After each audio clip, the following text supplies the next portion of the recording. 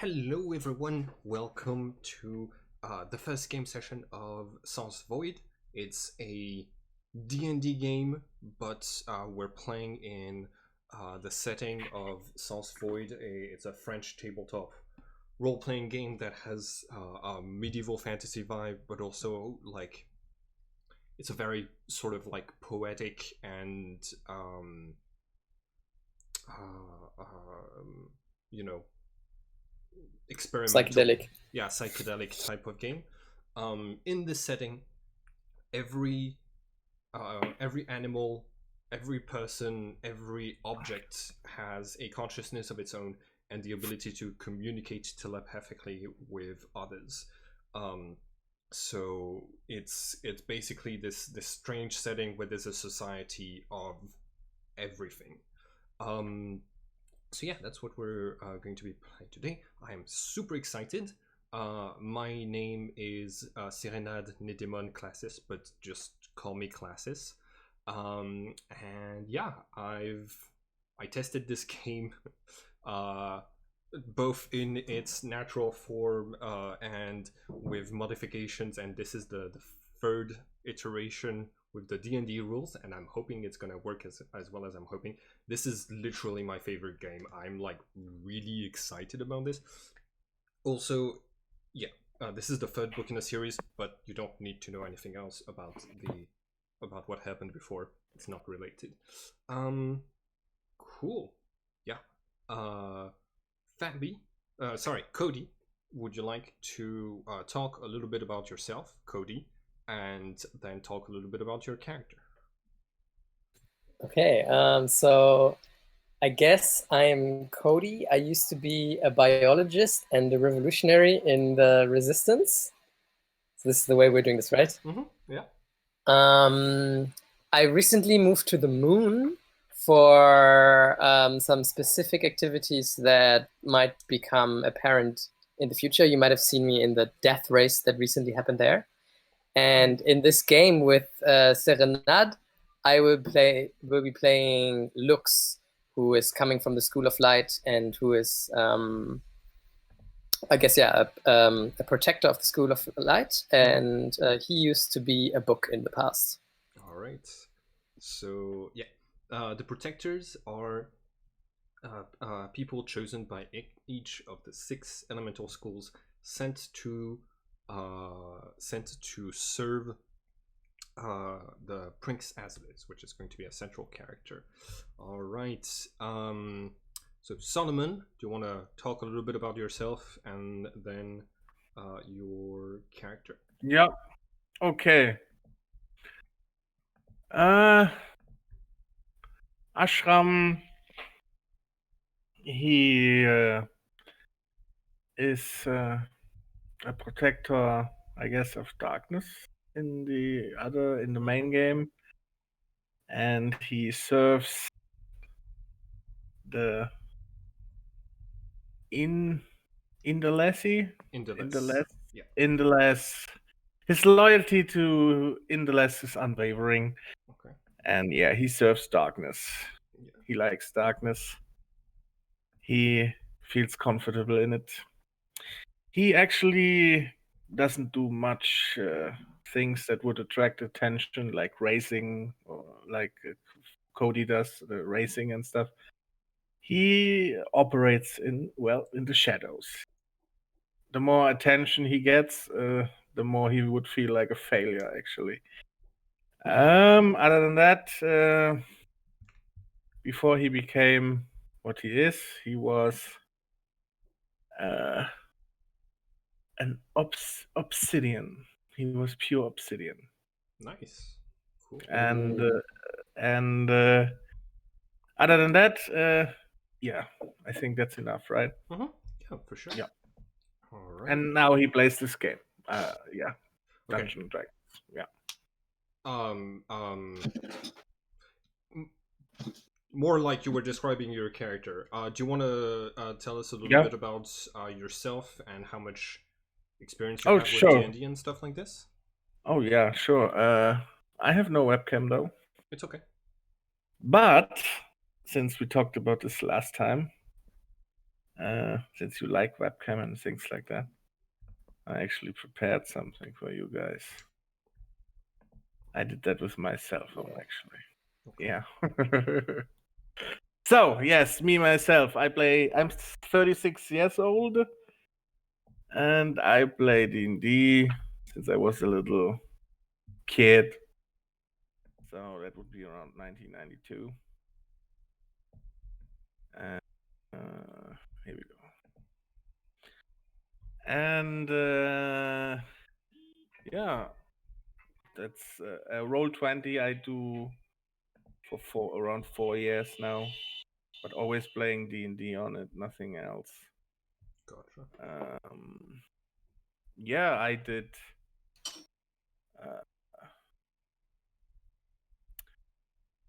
Shadow, what's it called?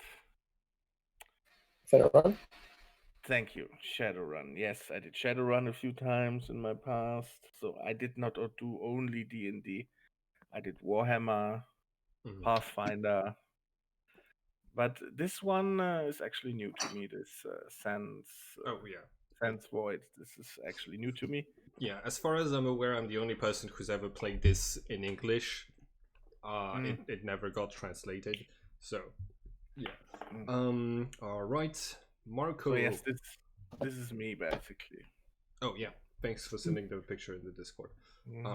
Marco, would you like to tell us a little bit about yourself and and your character? Sure. So I'm Marco. I live in Canada. I'm about 30. Well, I am 37 years old. I've been playing D&D for, I think, somewhere around 6 weeks now. So still fairly new at it, but loving it so far. And this will be the first time I'm playing a paladin. So yeah. As for my character, his name is Valos. He will be with the School of Fire. Brief intro to him is he was part of what I'm calling the unplanned, groups of individuals who were never really intended to be created or have life. He was involved in a war with water. Okay. He lost his best friend during that war. He became a guardian, more so because the School of Fire did not want him to be promoted along their own lines, because he is part of the unplanned and therefore disliked. He is taking the Oath of Vengeance, and I'm hoping he's going to be a lot of fun to play and interact with. Nice. Excellent. And Idris, do you want to tell us a little bit about yourself and then your character? Yep. Can you hear me? Yes, perfectly. Perfect. Okay. So my name is Idris. I'm French. I'm 28 years old, and I have been playing D&D for a long time now. I think I started out with D&D 3.5. Yeah. And I haven't played any edition since. You never played 4th edition with me? Oh. I never did. Yeah. So yeah. And sorry. Sneeze. No, not a sneeze. Achoo. Yeah, thank you. And I will be playing Whisperer. Whisperer is going to be a bard in this setting. And I sort of envisioned him as some sort of a mysterious figure that used to be a shadow inside of a library in the castle of Hermit Satantra. Mm-hmm. And so he spent his first years as a library shadow, and at night when the sconces would go out, he would peruse the books in the library. And one day he basically snuck out with hiding in the shadow of his master to see the world. And because his master was a great traveler, he spent a lot of time as his shadow touring the world of the Satantras, until one day his master met another Satantra and they decided to used the ritual to have a child on him, and it made him Whisperer. And I think he's more a creature of travels and interacting with the creatures of the world rather than a military type. And eventually he ended up inducted into the Guardians after being a tremendous pupil in the School of Shadows. Whisperer, however, is a bit of a strange character that likes complexity over simplicity and will actively make life more difficult for himself and people around him. But he's also a kind soul who fights for the little person. All right. Okay, just one specification. Sorry about this. Y'all are the protectors. The Guardians is a different order that also exists in this setting.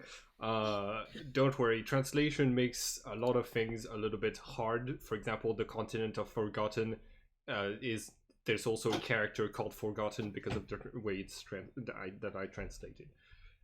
Anyways, your characters are the first thing that you're going to sense upon the rite of resurrection being completed is your body's kind of congealing back into solid matter. All four of you are going to emerge from a pool of inky blackness that is floating in the center of the room in the Mausoleum of Resurrection, and just drop down to the floor one after the other, and you are in this room right here. A couple of torches light up and you are able to see each other. You recognize one another as having previously served together as protectors, but for some reason you don't know how you got here, and you have some memories of your life that are missing at this point. You still you know everything that you've like described in your backstories. The doors of the mausoleum start to creak open with this very sinister, and through them comes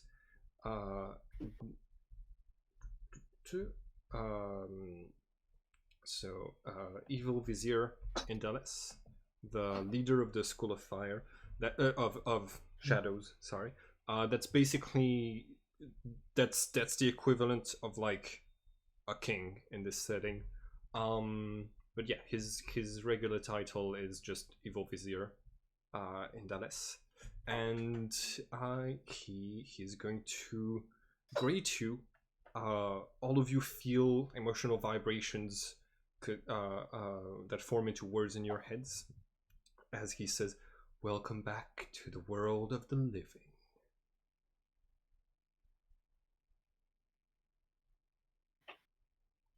Well, may Beetlejuice be with you, Vizier. It's nice to see you again. Oh dear. Beetlejuice, Lux. Your did something go wrong with the resurrection process? I don't know a creature called Beetlejuice. Beetlejuice is a very powerful, very far away creature that only has very little influence on this world. Alright. Well, it is to be expected that some things will go wrong each time the resurrection process happens. Anyways, I'm here to welcome you back and answer any questions you may have. You will notice there are two of you who are representatives of the School of Darkness. That is because Whisper, you died in your previous adventure, and you were replaced by another member of our School of Shadows, Ashram. when it became apparent that the resurrection process was going to be more difficult for you. But, well, we went through with it anyways because the situation is dire. Our Well, world it is seems to have worked. I'm not lacking any bits. So far. so far. Our world has need of your skills once again. There is the School of Light. Sorry, there was a echo. The School of Light is trying to gather all of the leaders of the world in one place to announce a terrible thing that is going to happen. My spies have informed me that there is indeed a catastrophic event on its way. I don't have the exact numbers, but two titans from the beginning of time that were kicked out off of the planet because they were corrupted by acid are making their way back. The only way this is possible is that someone extremely powerful in this world is pulling them back here. So, since the number of people who can do that is counted on, the fingers, all of the fingers on two hands, we're going to bring all of them in one place and, well, try to get you to solve this little problem. Naturally, I am one of the more powerful people in existence, being the leader of my school, so you should consider me a suspect. But why would we suspect you, evil vizier? Well, because you're smart and you want to do your job seriously to serve Prince Azalis. Vizier and Louise. Well, that said, as soon Which titans have been raised? The titans coming back to our world are Phobos and Deimos. They are ancient rocks corrupted right after the death of our god Sitantra, and they turned to evil and to the lies of acid. We thought back then that just ejecting anyone who was corrupted off of the planet would be sufficient to deal with them. The fact that they're coming back to haunt us now proves that that method was never going to work all the way. So, Prince Azalis has instructed me to resurrect all of you, but has not given me any other demands.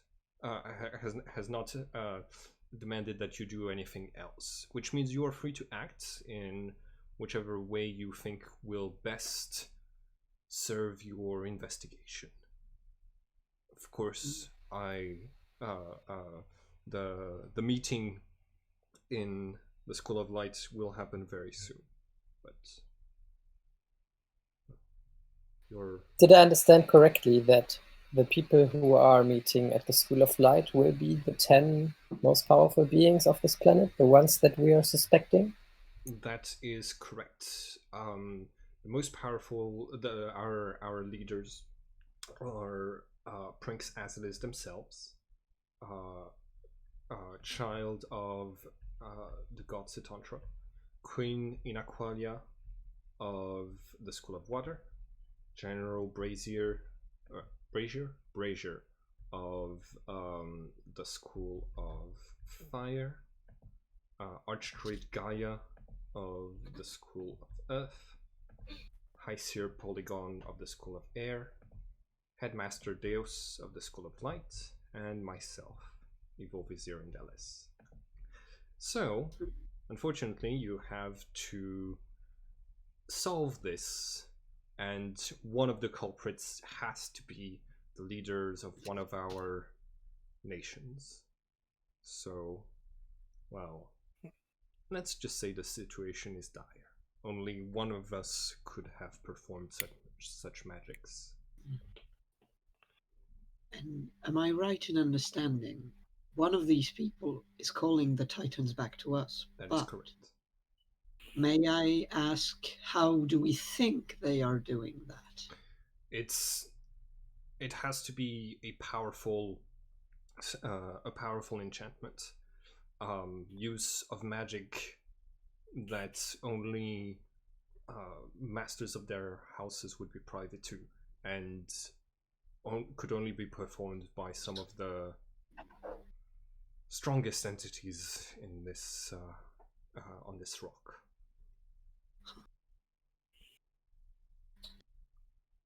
So, meet them, get to know them. At least that's what I would do. I'm not. No one is supposed to really have any authority upon you except for Prince as it is, and right now, since your resurrections were not announced and we tried to keep the whole process discreet, you're not expected to be alive by many people. Could I wear a mask then? How many people would recognize us if we're just walking down the street somewhere? Well, your names are known all throughout the land as protectors of a god's child. But if you hide your names, if you well, if you hide your names, you should be able to pass as incognito for a little while. Your faces will have been seen by many, and unfortunately, we haven't gathered all of the memories that you had when last you died, so you won't remember everybody that you had met.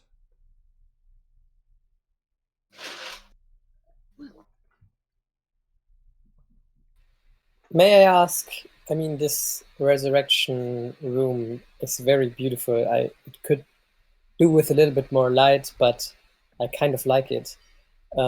Where in the world are we? You are in the halls of Visage, the capital of my school of faith, the school of darkness. This is we are currently in the very heart of the capital. This is the only place where resurrections can be performed and have been performed in the past. Although some think powerful entities might be able to perform it elsewhere. But yes, this is the very special place. Oh, I'm getting a little bit of feedback from one of you who is not wearing headphones. Okay, from the music. Okay, it's gone. Cool. All right. Ashram. Yeah. People remember you as being extremely loyal to me, and so because it's how you were remembered when memories were poured into this place for your resurrection, that is how you should be. Please, make sure that you help the prince reach godhood as best you can. If this is your wish, my lord, I only exist to serve you. Oh, so you are this ashram I've been hearing about. You heard of me? Then I did something wrong, I think. Well, to be honest, the fact that Evil Vizier Indelis just mentioned you helped me know your name. I am not aware of many of your deeds, which is impressive, to say the least.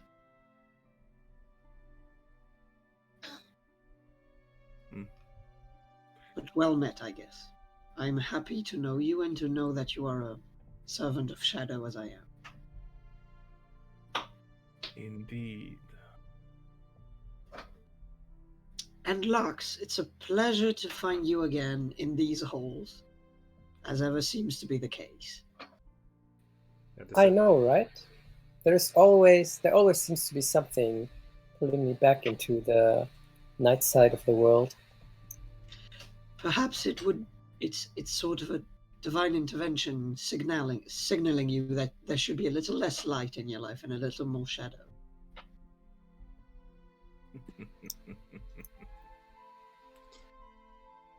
All right. Any Do you have any questions before I go back to ruling my land and preparing for my trip to Mirror? Yeah, I think you said how many days until this School of Light symposium is happening. I kind of forgot to write it down though. 30 days.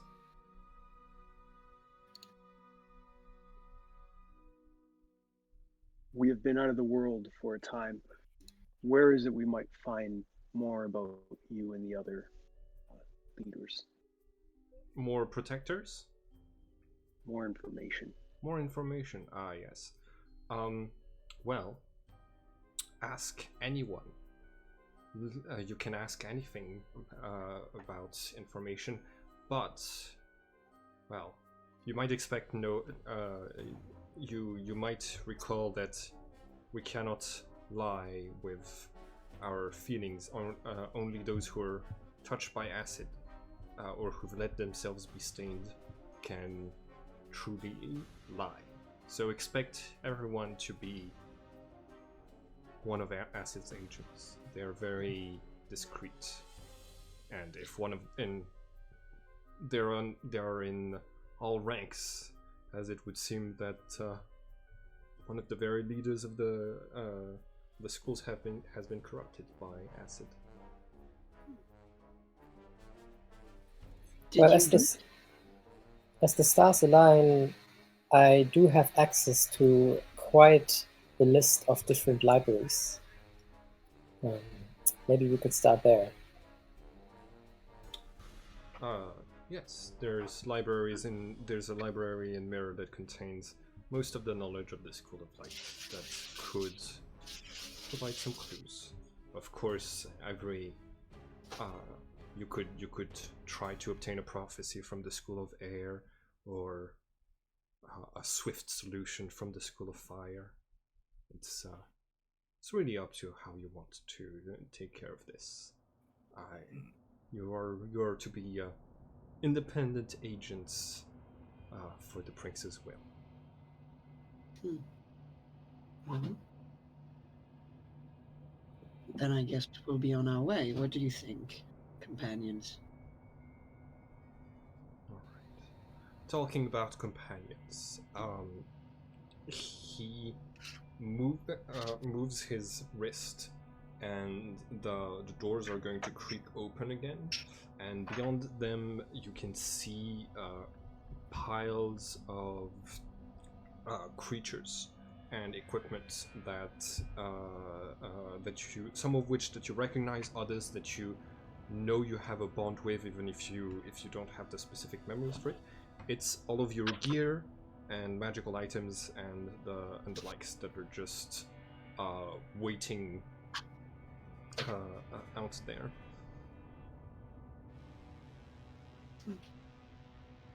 Nice. Amazing. We have magic items. If you have like an arcane focus or stuff like this at level 3, then yeah, it would technically be a magical item, but you don't have like, you know, items that have magic properties just yet. It's just that you can actually talk to all your gears, because in this world everything is a creature, technically. Yeah. So you could have a conversation with your sword quite easily. Hmm. They're not your stuff, they're your friends, basically. Yeah, exactly.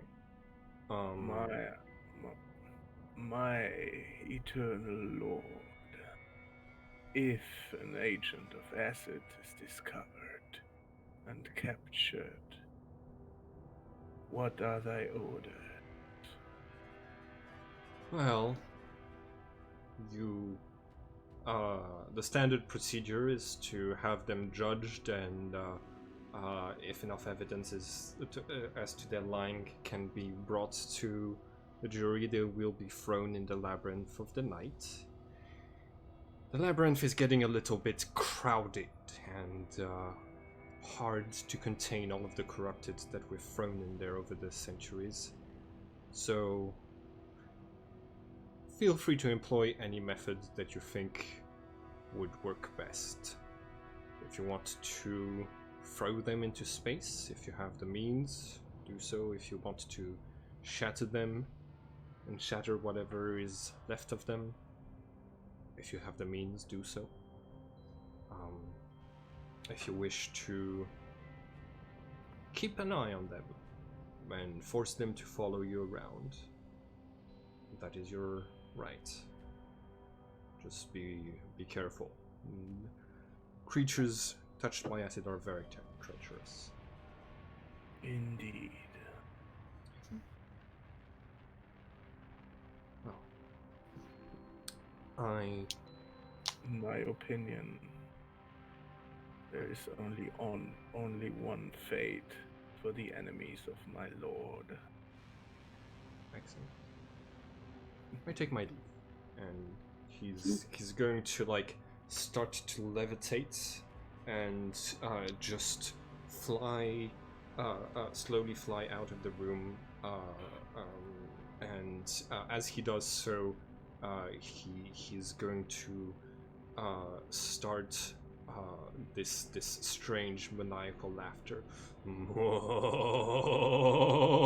that echoes into the different halls of the cathedral and just starts to fade away. The Vizier has always been the right amount of bluntness and the right amount of subtlety in the same person. Although I do have to say that his aesthetics are a bit over the top, don't you think, sometimes? Oh, he is a performer all the way. I have to agree with that. And I'd grab all my stuff. Okay. Yeah, This theatrics grate on my nerves. Your stuff sends positive vibrations to you. It feels like they're happy that you're back to life and to be able to serve in the service of Prince as it is once more. Some of them have changed forms. So, for example, Whisper, your old giant fox, has been shattered and one of the fragments still bound to you is now your musical instrument, right? Yeah. Which is? Wait a second. It's okay. Take your time. It's an ocarina. Okay, it's an ocarina. So yeah. All of you are geared up. What would you like to do next? Well, friends, do any of you have a particular idea of where we should start heading?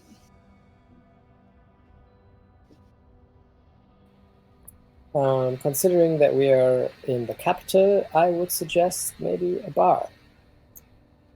Maybe we should decide on names to use and to address each other. If we want to avoid attention. Exactly so. It would be unwise. So, just letting everybody, just reminding everyone real quick. So, since lying is only possible if you corrupt yourself with acid, telling people a name that is not your own would count as tainting yourself with acid, which is usually seen as a taboo, but you guys are kind of,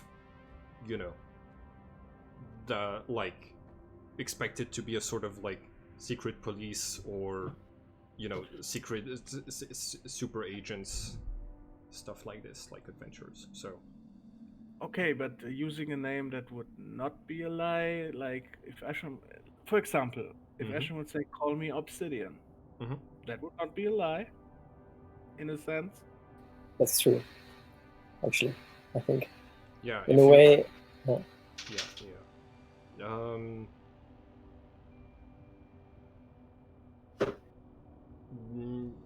Yes, you could tell others not to call you by your real name and not show that name up front. That makes sense. But if somebody asks you, what is your name, uh, uh, uh, specifically instead of what do they call you, then you have to reply truthfully. Most of unless if you're willing to take acid bombs, basically. So yeah. Is the technically correct variant of lying works? It's not acid. If I say, for instance, my name is my own, Mm-hmm. I have just said the phrase that my name is my own, which is not a lie, and it might be misconstrued as someone thinking my name is my own. That's true, technically. So the telepathic way that Oh yeah. Myriadians communicate is basically by sharing emotions directly from their soul to one another. So only genuine emotions can be passed on in this way, unless if the person is like touched by acid, which usually means it can't really be misconstrued. So it's hard to have like a dialect problem when it's just pure thoughts and emotions being transferred. So that's Okay. outside of the cathedral, you can see that there's a couple of there's a line of people that stretches into the darkness. You're able to see that on the outside of the cathedral is an entire city, completely bathed in darkness. But through the miracles of this, of the of this city, uh, everyone sees the capital as it is, even in darkness. Normally, darkness produces illusions and dreams and fantasies in the brains of Sitantras. But the fantasy produced by this place is always an image of this place. So all of you are able to see in pure darkness. It's the only place where that has been known to happen. And so yeah, you see throngs of people, uh, um, lined up towards this, towards the Cathedral of Shadows, that are waiting their turns to try the ritual of resurrection. They're always in like large groups, and there's guards on either side, which are those like really large armors. And amongst those people is someone who's like trying to peek inside and who kind of tries to wave at you, but also be discreet about it. It's another Sitantra. has anybody of you seen this person before? Roll for history.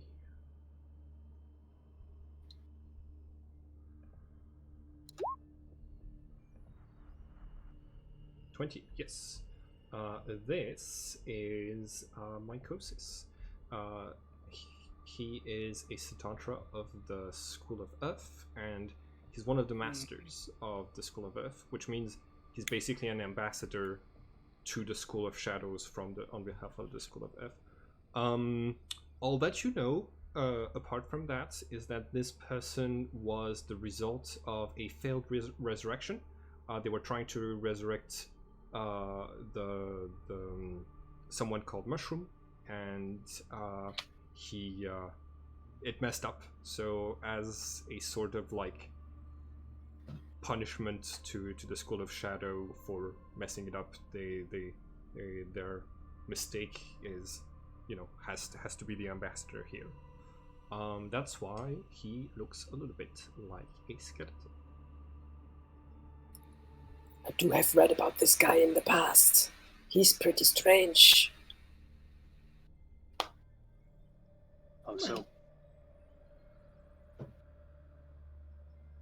he was resurrected as a different person than completely with a different name. So that's the resurrection process gone just very wrong. Well, as you may not know, Lux, I think you know that. Resurrections sometimes go wrong. For instance, I used to wear a mask with only 2 eyes instead of 4, and I have been resurrected with 2 eyes instead of 4, and my mask is now my face. So, you know, don't be too harsh on people who resurrected wrong, let's say. Should we strike a conversation with this friend of yours, Lux? Well, I don't know if you could really call him a friend. I mean, I read about him in a book once. I read about a lot of things, and I would not consider all of them friends.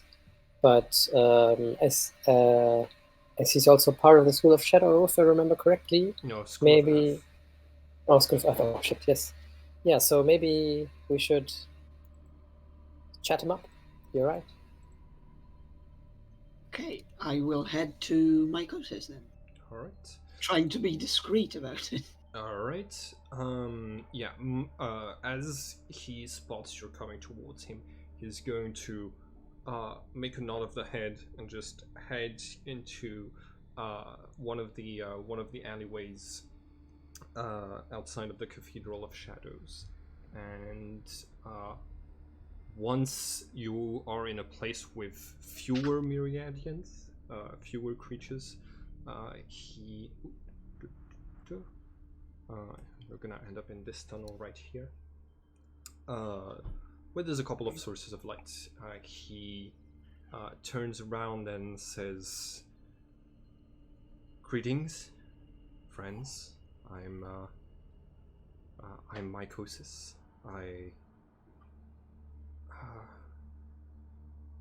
I bring a sour gift. I have something for you which I thought you may or may not want. Feel free to refuse this." And he's going to take out of his bag 4 vials, each of them with a puddle of vile liquid inside of it. One of them is green, one of them is orange, one of them is purple, and one of them is silvery. And he is going to say, "You, the School of Shadow tried really hard to gather all of your pieces, but they only use pieces that are free of corruption during the resurrection process. I tracked down these memories of yours because I know it's better to have as many memories as you want, but they're all touched by acid, which means they could be lies for all you know, but they'd be the lies that acid wants you to believe. It could be good information. It could also be that they're partially true. But absorbing them into your eyes would taint you. Just, well, I thought you'd want, I thought you'd be interested in seeing them." And he's just going to hand them each to you. I don't know if this acid came from the forces of acid who destroyed you, or if you brought those taints upon yourself, and when you lied throughout your duty. But I know that they're, well. What a strange gift from a stranger. Yeah. How did you come into possession with those things? The School of Shadows has contacts everywhere to because the resurrection process requires that some ingredients be obtained from where the person has died. So when the agents of Shadows collected all of the pieces that they could find of you, they left some that couldn't be trusted necessarily behind. I was part of the expedition, and instead of destroying them, I brought them to you in case you'd want them. That's a very nice sentiment. However, those are very dangerous items. They are, yes. Indeed. And my lord has not mentioned this at all. Well, You want to give us something that corrupts us, or has the possibility to corrupt us with acid? There's only one person I would accept such from, and it is not you.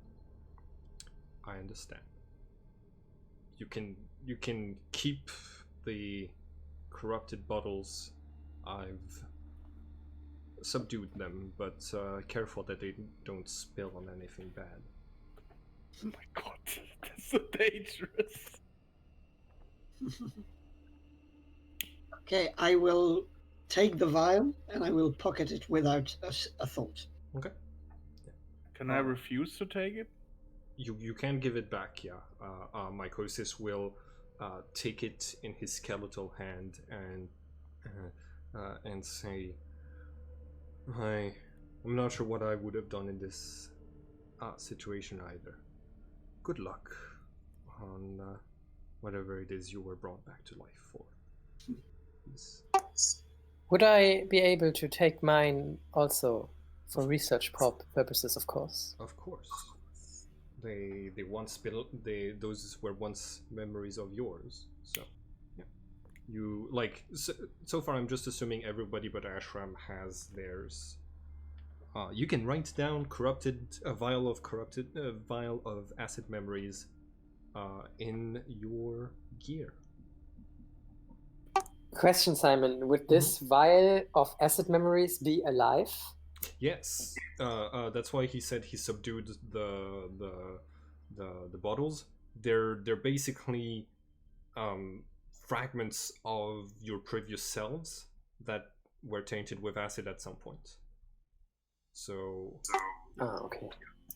Can we talk to each other without him hearing us? With the Yes, with the telepathy, you can always exclude certain people. Yeah, I will. Ashram would totally exclude the mycosis right now and would say, "Do not forget, everyone could be an agent of acid. Maybe he did. Maybe he did subdue this, but it could be a lie."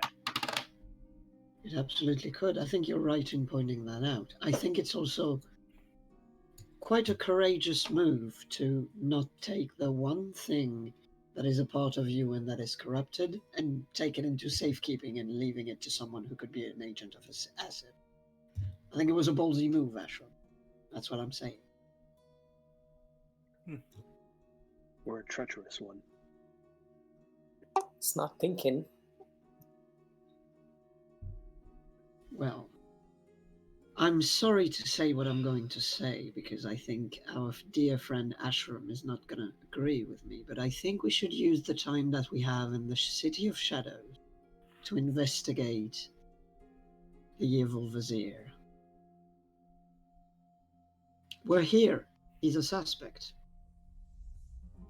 He said so himself. Yeah. He actually subtly ordered us to investigate him, I think. Which is rather strange.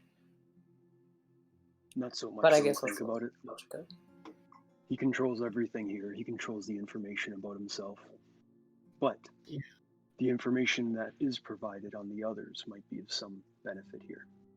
Indeed. And I'm pretty sure that the evil Vizier has rivals.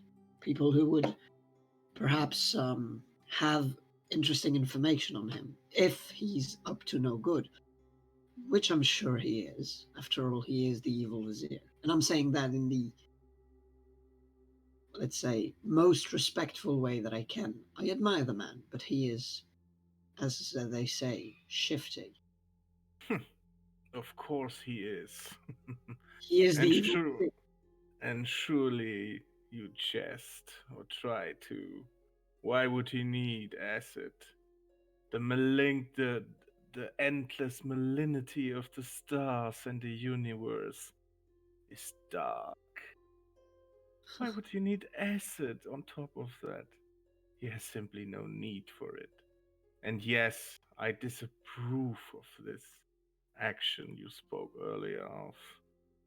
And even if he would be using acid, well, let's say my loyalty would go as far as follow him on that path in that case. Just saying. But wouldn't you agree that if he was innocent, that would be great success in investigating him, being able to ensure his defense in case someone accuses him wrongly? That would be something you could do for him. I'm not He is saying not. evil He vizier is guilty. he is not innocent and he is not guilty. Whatever he chooses or uses or whatever decisions he made, I will follow. I see. You are no protector. You are a servant, Absolutely. which only seeks to put guilt or more guilt upon your master, putting 2 of your school in here. I exist to serve. I already said that. And I do not exist to serve, contrary to him. So I know quick thinking is a thing of the School of Fire, Valos, but don't lump me in the same bag as Ashram. I am not. I'm merely stating the fact that there are 2 of your school here, and there are a Indeed, few of us and from others. that is absolutely true. And perhaps the evil vizier has a hand in this, and he needs the support of the protectors, and so he put 2 of us in the same resurrection. I don't know. I'm not a man of knowing. Well, you are free to decide to investigate him. But my loyalty would demand to inform him of that. As your characters are talking, you're going to see a strange entity just walk through the streets that you are in. It's a single entity, but it's called Crowd, and it's like basically just it looks like a bunch of shadowy Myriadians led by one that has antlers, and they silently, with barely any emotional vibrations, just pass through the streets in between you and walk through, heading outwards towards the outside of the city. Just I have actually a question, DM. Mhm. Since I'm a rogue, sneaking and stealthing is quite important for me. Mhm. And but you said that we all can see perfectly in the dark. So how does stealth work in that Right. So way? seeing perfectly in the dark only works in this particular city. The rest of the time, nobody has dark vision, and so yeah, it's pretty easy to sneak anywhere else. It's just that in the city, for some reason, the hallucinations match reality perfectly, instead of just having the shadow just like causing dreams. So yeah. So I cannot stealth here. You can still get behind buildings. You can still, you can still like try to be as silent as possible and try to like have as little emotional vibrations coming out of you. That the stealth is still possible. Yes. Okay. It's But it just difficult, means though, that I guess. stealth at night is the same as stealth at day in this particular place. In this particular place, yes. Yeah. By the way, you are in this very large cavern with a lot of different alcoves, and there's leading out of the city.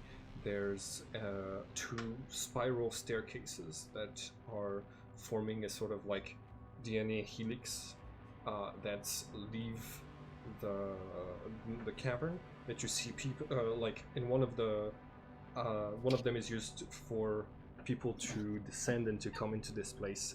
A lot of them are bright-eyed and just like staring at the illusions of shadow here, and the others are just going up and leaving this place. Well, So if I Well, look up, I cannot see the stars. No, you're underground. I remember why I never really liked this place. well, you could always imagine the stars. I do so all the time. Nice. Mm. Well, friend Ashram, because you seem to be so clear in your views, I propose that, as I do not want to create tension between us four right now, that you propose to us the thing you want to do. Because if that would be left to my devices, I would immediately investigate the evil vizier. But I can respect you as another member of the School of Shadow, and if you lead, I will follow gladly. I have no problem if you want to investigate the Lord. Not at all. It was his wish to do so after all. We have to investigate everything. But, like I said, if you start investigating him, my loyalty demands that I inform him of such a move. Seems fair. Then I I agree have with no that. problem. Then I have no problem with it at all. Fantastic. Okay, I'm gonna ask a stupid question. Can I talk to the cavern itself? To Is the this an entity? The cavern. the cavern. Yeah, the cavern itself is so it's you can address the city of Visage. Nice. Okay, so Whisperer will bow to Ashram, and then he will head a bit to the side to a wall. And he will say, "Perhaps, guys, we can converse with the city and see if it knows something." Okay. So out of the stone of the wall, a face is going to take shape with two pairs of eyes, no mouths, and no noses. And this stone face is going to say, "Speak, protector." Well, dear city of Visage, I give you the sincerest greetings from the protectors, and I ask of you a lead in an investigation we have been set on by the Prince Azalis and the Evil Vizier in tandem. Has the Evil Vizier recently been stranger than before?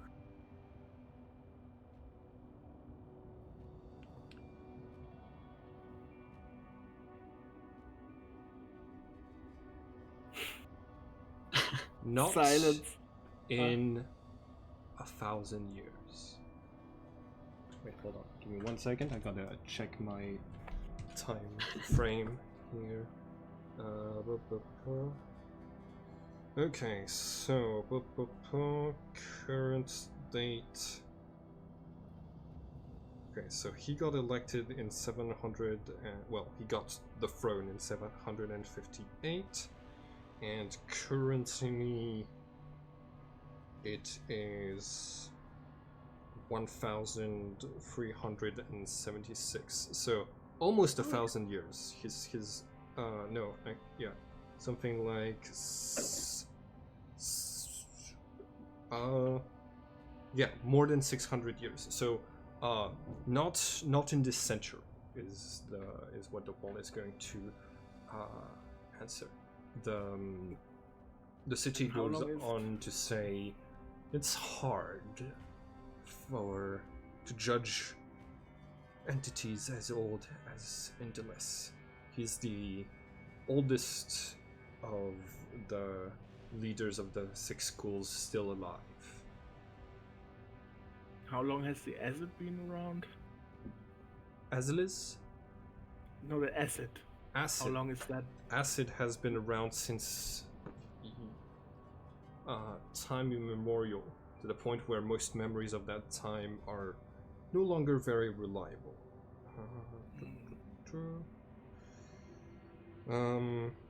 0 is the Bethesda Tantra. Okay.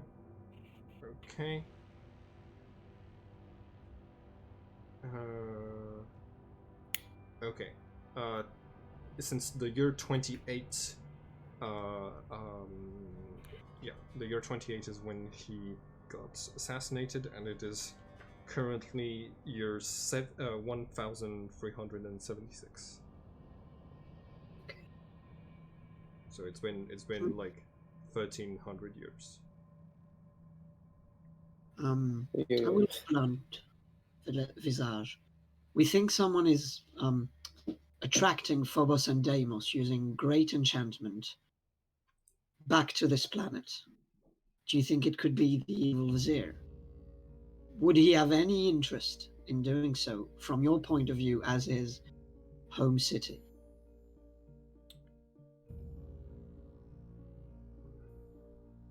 Maybe. He plays complex games. I try to bear no judgment, but many have observed Indeles is capable of not telling the truth in ways that are, well, hard to explain.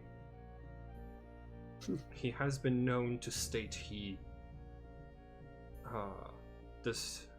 was not present in events where he was clearly seen at certain times, and well, many in the other schools use that to say that he is acid. Interesting. Jealousy. Well, that does sound like jealousy, I agree. Dear City, I do have a question myself as well. I'm wondering, since we're, as you might have already guessed, investigating the Vizier's past for a bit, could you think of any new acquaintances he made over the last couple of years that he's maybe meeting on a regular basis that we should have a look at? Maybe some that you would suspect of being corrupted as well? No. The School of Shadows has been stuck in perpetual revival ever since the reign of Indeles has started. Every one of his masters, the ambassadors to the other schools, whenever they tire of living, seal their powers away and are brought back to life once more by those who remember them.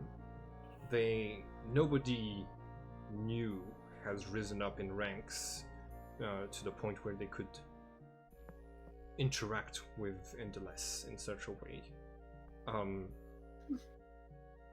The master has some strong routines, and well, I cannot speak for when he walks outside of my walls, but I've not seen him with anyone new in quite some time. What a strange place, but that makes sense to me. What do you guys think?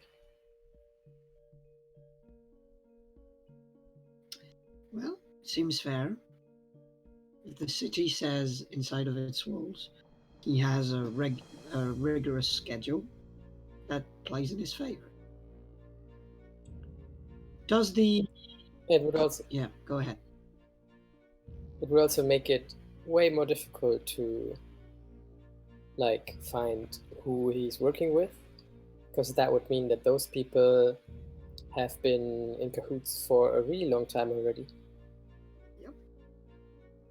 Well, does the evil vizier have any, petty enemies? Rivals that would slander him at every occasion inside of the walls of the city? Inside of the walls of the city? So we can meet them, discuss the evil vizier with them, and Ashram, if you feel like it, you could whack them on the head. No. Sure. Well, currently there are. Just give me 1 second. Currently, the masters inside of the city from other schools that represents this place are Mycosis, who tends to who's been known to hold a grudge for his existence, and give me just 1 second. So, what did you ask me? I didn't. Oh, I just proposed that we could meet up with the lesser rivals, and that if you wanted, at the end, you could whack them on the head. Belial, to defend your master.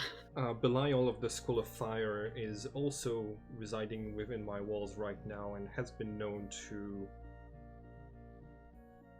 speak out against leaders of our civilization. Fire. As chaotic as ever. Classes. Is this the... I don't know if I wrote the names down earlier correctly. So is this the head of the School of Fire, the general? No. Belial is one of the masters. They are ambassadors to other schools. So currently, Belial is the would be the fire's master. That's just moves between the realm of shadow and the realm of fire. Okay. Very interesting. So talking to him might be very interesting, considering we could also learn some stuff about his master, right? General Briar of the School of Fire. That's a great idea. Well, if you wish to speak with that demon, she is known to reside often in the seediest bars and taverns that this place has to offer, in the hopes of getting into dangerous fights.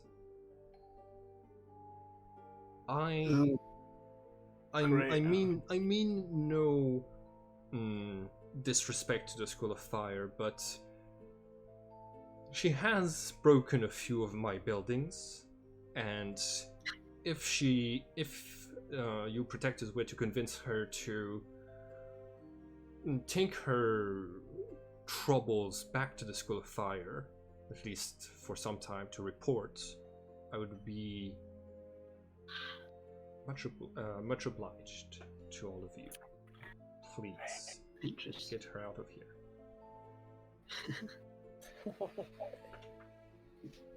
Well, and I switch my telepathy to only our group, and I say, I think that's a really interesting proposal, because the meeting with of the School of Light Symposium will be here in the city as well, if I understand correctly, right? So that means that if we have one good with the city, like, we could use that to our advantage at the right moment. Yeah, that's true. Perhaps if the city's loyalty could be gained. Well, friends, perhaps we should head to the seedy bars of Visage, which is a thought that doesn't mean no good whatsoever. But if it must be done. All right. So you, there we go. You make your way to through the streets of Visage. Some of them are lit up for the comforts of travelers and foreigners not used to the shadows, but mostly it lies in darkness. You pass in front of different marketplaces. Somebody is over here selling the sweetest dreams. You see someone that has chained up prisoners from the Labyrinth of Shadow that is trying to sell them as work labor. And you make your way all the way to a bar. The city guides you to this place where shouting can be heard from the outside, and as you arrive, the equivalent of a fireball is going to shatter a window, just and impacts a nearby shop and just. Oh dear. Well, that's a very interesting place. I wonder what the people from the School of Shadow have for drinks. So you will not react upon the fireball, the drinks. What interests you? I don't know. Have you been to the City of Light before? I haven't in many years. Valus? Valus is just going to smile and walk in. All right. Oh dear. Okay. So yeah. Nice. Okay. You pull. So so this is what Belial looks like. Like her face looks like armor, and she's got those metal claws extending out of her hand, and she her gun called Fury is has a little bit of smoke coming out of it, and she's gonna put it back on her back and say, anybody else want to ask questions about how good of a shot I am? All right. Does Valus know anything about Belial? Roll for history. Seems they're both females. Okay.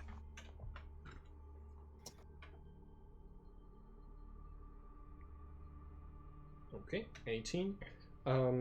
So she is considered a big liability in the School of Fire, because because her dad was the previous leader of the School of Fire, and when her dad was defeated by the current leader, she swore absolute revenge.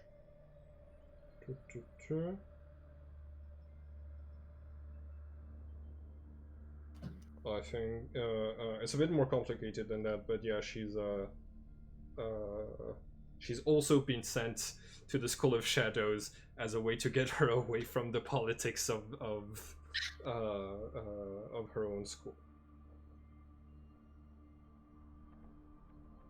So, yeah. I will whisper to Valos and say, "That's your chance, Nate. No." Valus is going to look back at you and just say, "This will probably be trouble." You see Belial is going to order another drink. She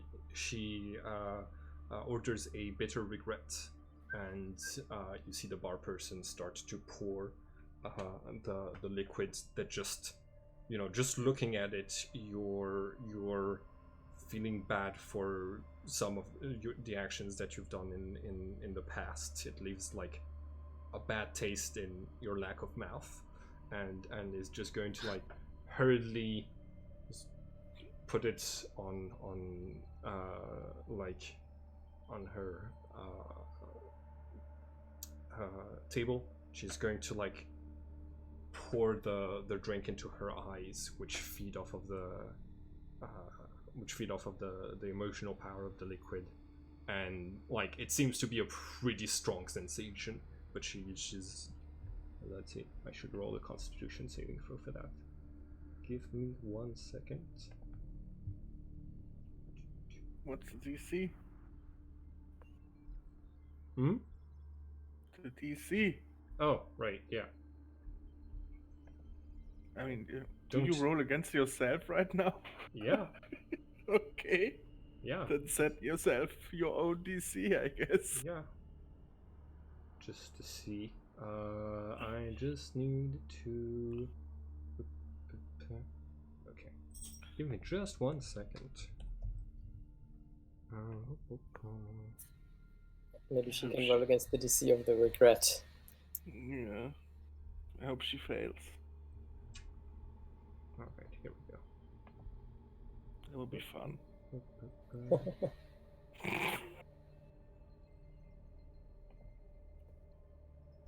And the city said we should get rid of her, right? Yeah, the city asked kindly that you get rid of her. Mm-hmm.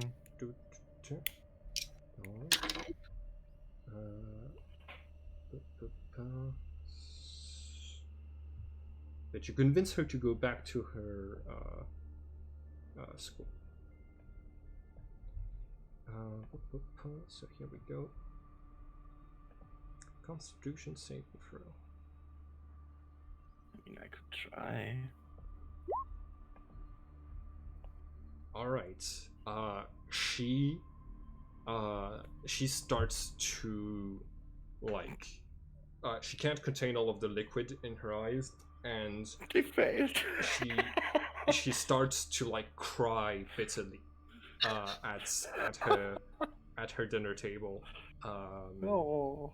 And like getting overwhelmed by the emotions that she's absorbing from the brew. She looks like an addict.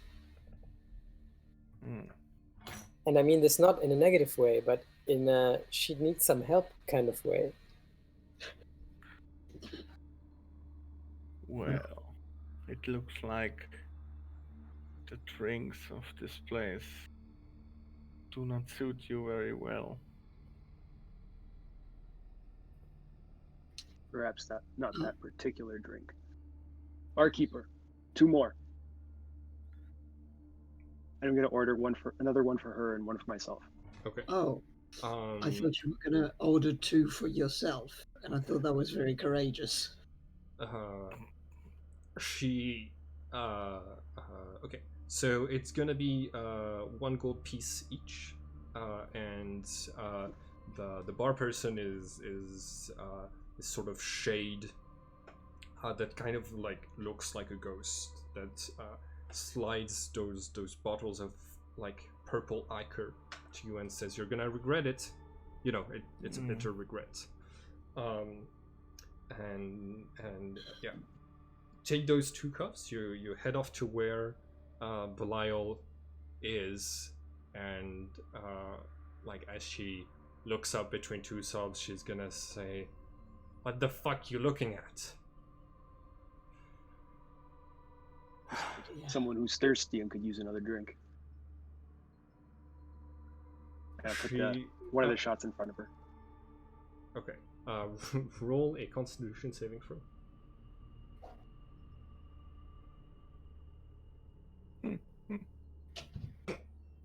Nice. Oof. Okay, yeah. As the liquid pours into your eyes, it kind of brings back to the surface kind of the worst thing that you've ever done, the things that you regret most, and it amplifies those feelings that you had. and despite like a strong emotional wave, you're able to ride it and to just, you gain nourishment from it without letting it, without starting to bawl your eyes out. She's gonna say, "Show off. What are you?" Takes the drink and, "What are you trying to buy out of me?" Merely information about an old enemy. I'm not a rat. I don't need you to be a rat. I just need you to tell me something about the Vizier. Oh, him. Sure. She she puts the drink down. You can see that she doesn't seem to be ready to down it just yet, but she's not saying anything. She says, "Get your friends over here. I don't want to have to say this twice." Yeah, mentally call over everyone else. All right. All of I'm you. going to whisper to whisper. I've never been in a bar before. Well, you will be surprised, but neither have I.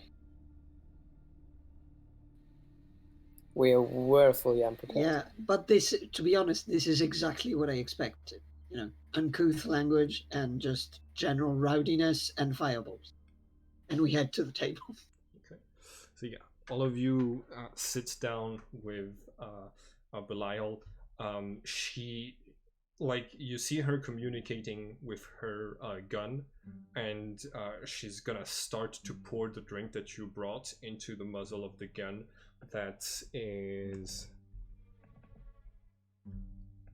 No, sorry. Wait. Oh, there it is.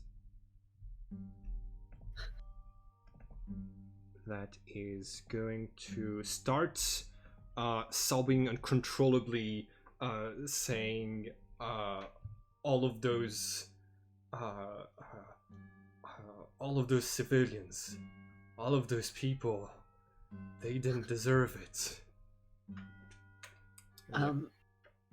I think Whisperer will take his crossbow out, whose name is Shotput, and he will whisper to it, "Oh, you should, be a companion for the gun. Just be nice and try to get him back up to his usual." And I will put the arbalest on the table next to the gun so they can have a little conversation. Okay. Yeah. Your contraption is going to like start talking with it, probably using sentiments of shadow and being like, asking questions more than statements, and being like, "Why are you sad? What do you think you can do about it?" and stuff like this. So yeah, that's going on in the background. Belial is give me one second. Okay. Nonetheless, he's a son of a bitch, and he's the biggest asshole around, and you can't trust anything he says. Well, those are not really accusations. This is like his personality. Well, are you you think I've got anything incriminating against the Master of Shadows? Is that what you're? Okay. What are we framing him for? What is your shadowy plot to overthrow the Master of Darkness, huh? So you think that shadowy plots include framing? This is actually quite a racist sentiment. Sue me, or better fight me over it? I can help you with the suing. I'd rather we played chess.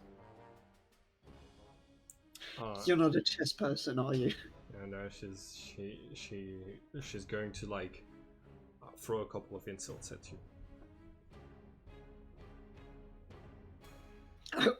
Whisperer will just sit back in his seat and just look at all the others and go like, "Yeah, you try."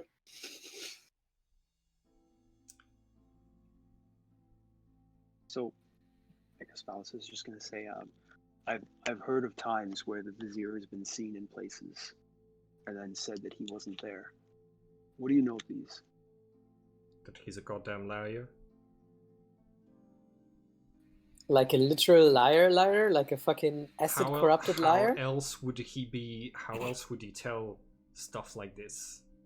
We've had. Well, I've read a book long ago about two magicians, and there's something about people being twins. The Vizier could have a twin. Yeah, but everyone has a unique bond with their own name, so every name is different. True. Maybe there's an Indoless with a spelling that's slightly different emotionally, but I think somebody would have noticed by now. Not that the people of the School of Shadows are the most perceptive. It's not the School of Light, but come on. What of the School of Earth? What do you know about this mycosis?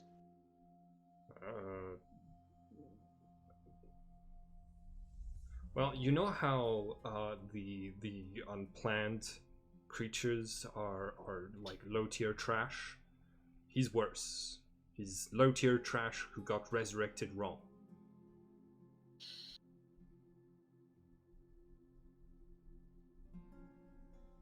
So Well, did I strike a nerve with anybody? I can feel a little bit of heat coming from one of you.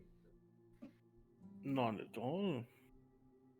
I mean, you are it's all guests. just- The anger comes from Valis, but he'll hold it in. It's just all so exciting and new. You have to see. I'm like we've been gathering rumors about mycosis in a way, and we've heard that he also has, I would say, issues with the evil Vizier. Would you, by any chance, know anything about that? I don't get paid enough to really care. It's, School of Earth business.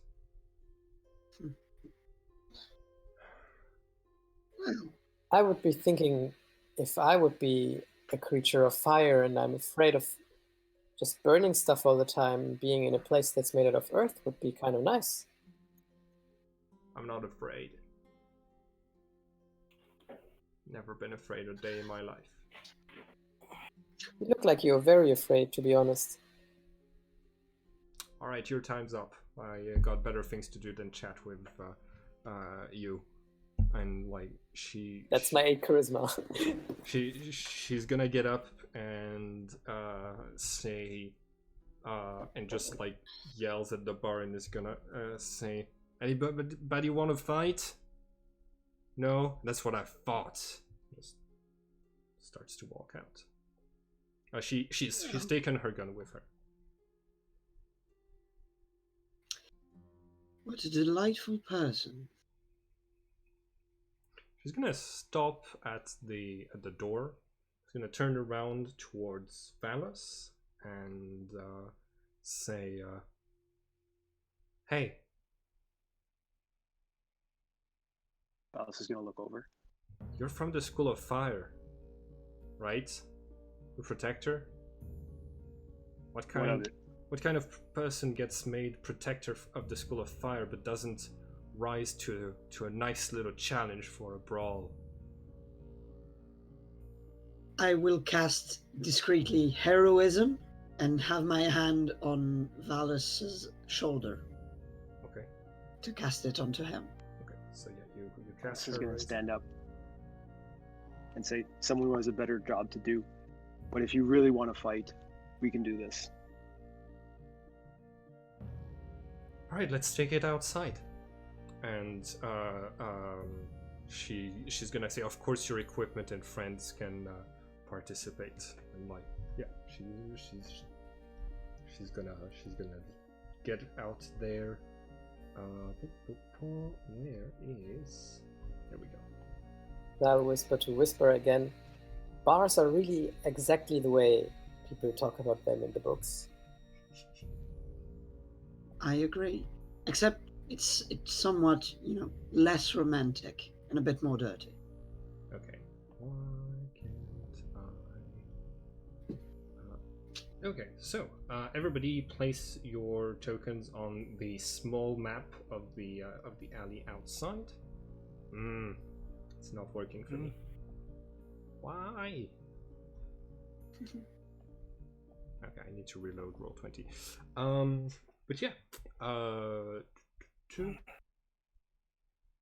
As someone from the School of Fire, should I allow myself to be easier to provoke? It's really up to you, but rage is one of the emotions associated with fire, but so is passion, love, intensity, things like this. So okay, it's like your personality is yours to determine. It's just that generally people from the School of Fire will tend to be abrasive, and people from the School of Shadow will be mysterious and stuff like this. But it's generalization. I have a question because I'm struggling to find something on the character sheet. Mm-hmm. The spell heroism calls for my I'm struggling to find it. Sorry. Sorry. Okay. Yeah, it calls for my spellcasting ability modifier. Is this, for instance, it's my charisma? Is this purely my charisma bonus? So if you scroll back up, it's no. If you go to spells, there's your spell attack bonus at the top. Yeah. That is basically your spellcasting ability when you have to roll. Okay. And the spell save DC is what people have to roll to avoid a spell when the spell mentions a save DC. So that would be it. For heroism, right? Yeah. So during the fight, Valos, you are gonna, at each of your turns, you're gonna get 5 temporary hit points added to your total.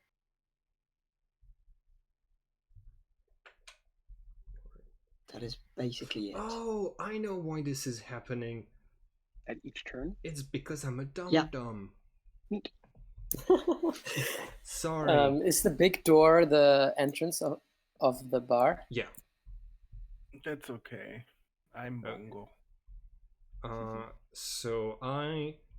In order to make them easier to see, I put all of the I made most of the characters into handouts, but you can't drag handouts out like tokens like you can for creatures. So I need to correct that mistake and just grab Belial's image directly from where it was. Give me 1 second. School of Fire. Probably is where I should be looking. Yes. No, it's not in there. So it's gonna be in Satontra's, I think. No. Oh no, I see it. It's in Photoshop. Yeah, I have too many folders. All right, here we go.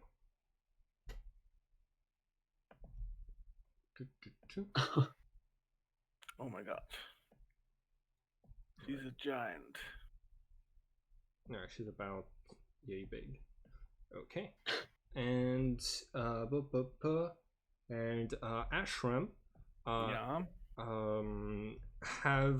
You haven't said much, so you've been laying low a little bit. Belial's is intensely looking at Valus, mostly because she's challenged all of you, but she seems to see only the person from the School of Fire as a real challenge. Which means if you would like to sneak, you get one opportunity before the I do. Mm-hmm. All right. Roll for stealth, please. Against my... And Yeah, I rolled. Fumble. Fumble. Okay. Nice. So yeah, like you know you're gonna start sneaking, trying to get behind her, and you're gonna Oh, have that's not how sneaking works, though. Hmm? I didn't try to get Right. behind. Yeah, How should I? you're gonna try to hide, Mhm. leave her perception, and you see the So there's I can hide in plain sight here. well behind behind some of the walls and stuff like this. You might be able to like climb over Uh-huh. onto the roof and just jump back down on her, stuff like this, you know. Okay. But her gun Fury is gonna have like a laser sight that activates and just keeps pointing towards you. So you're definitely being spotted by one of them. All right, everybody, roll for initiative. And oh, sorry. If you select your token before rolling initiative, then you will automatically. Oh, All right, here we go. I can't believe I did it the first time. It usually Um, never works. right, and add turn for Marco. And Marco, you rolled a 0. Excellent. Impressive. wow. All right, Ashram. Nice. Ashram, you are the first to act. What would you like Incredible. to? Well, trying to hide again. Okay. Is that a bonus action? Yes, for me it is. Yeah, because okay. Because I can post it for you. All right. Because of this one. Cunning action, you got it. Okay. Roll for stealth. Yeah. Passive perception is not that good. Well, I mean, I can fumble again. Mhm. Which would suck. Eh, Okay. dice is not my friend today. So hold on. You, no, you are stealthed. My passive perception is 10. You've exactly passed it. Okay. Even though this was a miserable roll. Okay, then I would try to get behind her. Okay. So yeah, you're gonna use your move action. You climb around. I'm gonna. Okay. Yeah. So I'm gonna need you to roll for Acrobatic? or athletics, either one. No, I go for acrobatics. Okay. You got it. So your acid sense creating like jumping around, twirling around, and trying to move stealthily, getting behind her. Okay. All right. It's 10. Yeah.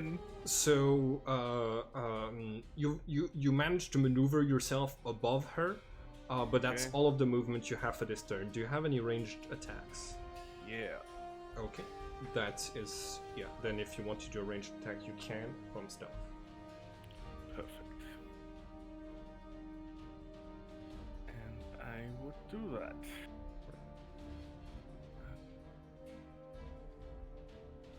Pew pew. 12 does not hit. So you shoot with your crossbow. She's going to sidestep it, and then as she starts to like breathe in heavily, you see a little bit of fire starting to come out of her mouth, and she's going to expand her shape into that of a large fire salamander. Lux, it is your turn. What would you like to do? Okay. So I would like to take my big round shield from behind of my back and take out a mace, which kind of is nothing more than a old like candle holder from a library. Nice. And I would straight up walk towards her, trying to stand kind of in between her and Whisperer. Okay. holding my shield in front of me and just whacking her with the mace. All right, you got it. So I can just click on mace, right, and it rolls Yep. the attack thing. Yep. An 11 does not hit, unfortunately. So yeah, like your mace bounces off against her scaly armor. You have a bonus action, so if you wanted to do something else, you can.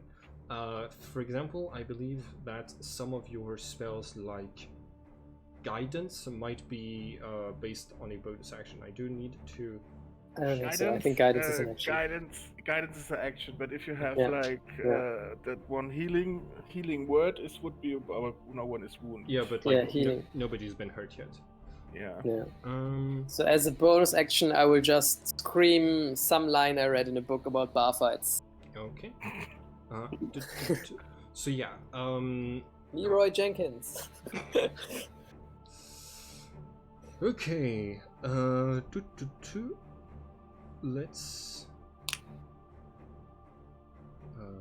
Okay. All right. So, her claws start to emit a little bit of fire, and she is going to attack. Yeah, she's just gonna attack you, Cody. So does how much is your AC? It's 16. Okay, so I hit you for just 16 points of piercing damage, and 2 fire damage. So a total of 18 if you don't have any resistances. And then with her gun, she's gonna shoot at Whisperer. I will.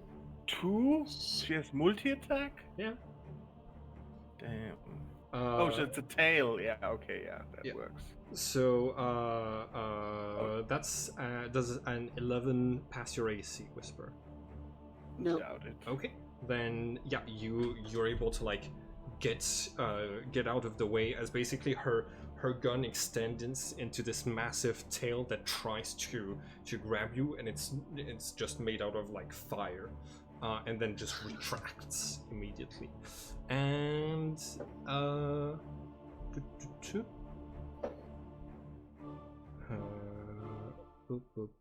yeah. Okay, cool. Whisper, it is your turn now. What would you like? Nice. I will start by casting. I will. Okay. So Whisperer will avoid the head from the tail, and then he will look at Valor, and then Valos, and then with a wave of his hand, just in a puff of black smoke, he's gonna say, "Show her why you are the protector and not her." And I'm gonna cast Bardic Inspiration on him. So I give you a D6 that you can use on any roll that you do. Okay. And then I will cast Vicious Mockery. Okay. Nice. So I have a Wisdom saving throw to make. I think it's Constitution. I'm gonna check. I don't think it's No, I Constitution. think it's Wisdom. Yeah. I'm stupid. Yeah. It's another one that has Constitution. Ooh, 20. Yeah, So yeah, you make it. Yeah. You start to try to mock her, and she's like, the sorrows I drink in there are funnier than you, little little shadow. And yeah, Valus, it is your turn. right. So you win 5 temporary hit points right now. Right. They don't stack, So so Valus- they just No, reset to no. 5. Mm-hmm. Sorry, it does not stack, right? Yeah, it does No. not stack. Okay. So Valis is going to start the first couple of verses of the Creed of Fire. Just going to say, by fire we are cleansed, by war weakness is purged, and he is going to. Take it I am within range of her, like walking distance. Yep. Movement. He's just gonna move up, and he's gonna whack her with the warhammer, one-handed. Okay, go ahead. 12. Can I Oh yeah, add the Bardic Inspiration? of course. Go Yeah. ahead and roll 1d6. 14. I'm sorry, her armor is 15. No. So yeah, she takes the blow into her armor and pushes it back and just yell, "My kids hit better than this." Right, Ashram. Do you have anything you want to do, Marco, as a bonus action? As a bonus action, I'll cast Vow of Enmity. Okay. I'll just link it. Okay, go ahead. Vow of Enmity. As a bonus action, you can utter a vow of enmity against a creature that you can see within 10 feet of you. Using your channel divinity, you gain advantage on attack rolls against the creature for 1 minute or until it drops to 0 hit points or falls unconscious. All right. I've done that before. Yeah, that's good. All right. Well, I Ashram, mean, And it wouldn't again, help do before you either. do you do flanking? Yeah. Yes, I do. Okay, perfect. Then I try to get behind her. Yep. All right. So yeah, you drop down. Your acrobatics check is just going to be a difficulty of 10. To get there without like injuring yourself. Basically. Sure, let's try.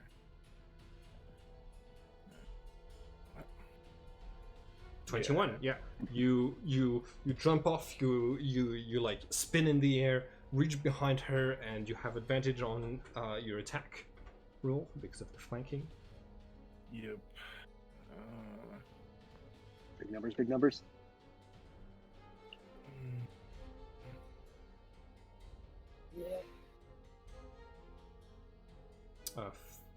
Damn. Does not hit. No. Oh, None of you have done a lick of damage yet. wow. Then again, Shit. I move back from her. Okay. And So- yeah, so you have you use the disengage action as your uncanny action, right? No, I use fancy footwork. Fancy I foot. think, All right. I think it is. Yes, here, there. Yeah. And yes, if I make a melee attack, then if it hits or not, I did make a melee attack or attempted it. So Yeah. Okay. So she I cannot can attack. disengage. Yes, you can. I can make it disengage for free, Cool. and using my cunning action to hide actually somewhere again. All right. All around you, you hear a couple of cheers from the denizens of the low town, and lots of rumors already and whispers seem to be emitted around. People are wondering why this fight is happening and if the protectors are on official business, if they're arresting her, things like this. Lux, it is your turn. So Okay. stealth then. So I'm gonna be the best cleric ever and going to heal myself.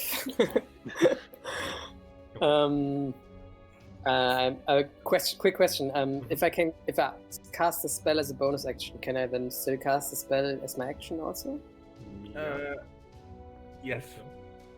But Cure Wounds is one action, not a bonus action. You need Healing Word is a bonus action though. Oh Yes, healing word is a bonus action. Yeah. Yeah. So I will cast Healing Word on myself. Okay.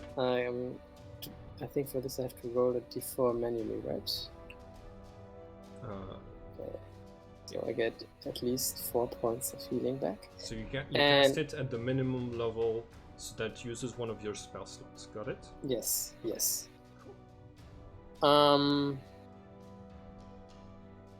So that means I have to... Okay, sorry. It takes a while, but I get there. Sorry. It's okay.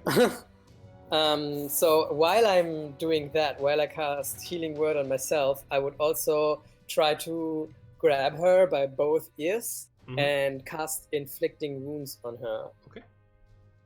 So that's a spell attack. Yep. Against Wisdom. No, it's just an attack roll. Oh, okay, cool. Go ahead Yeah, and make it's your... so 14 plus plus 4. Plus 4, alright, that's a hit. Yeah. Go ahead and roll the damage for... And did you cast it at first level? I cast it at first level, yes. Okay, so staying simple right now.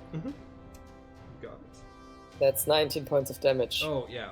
So yeah, you like hit her on the face, and you can see this bright flash of light, and kind of sears her face. That looks like armor, but breaks off. A couple of pieces start to fall and just vanish out of existence as they cease to be part of her body.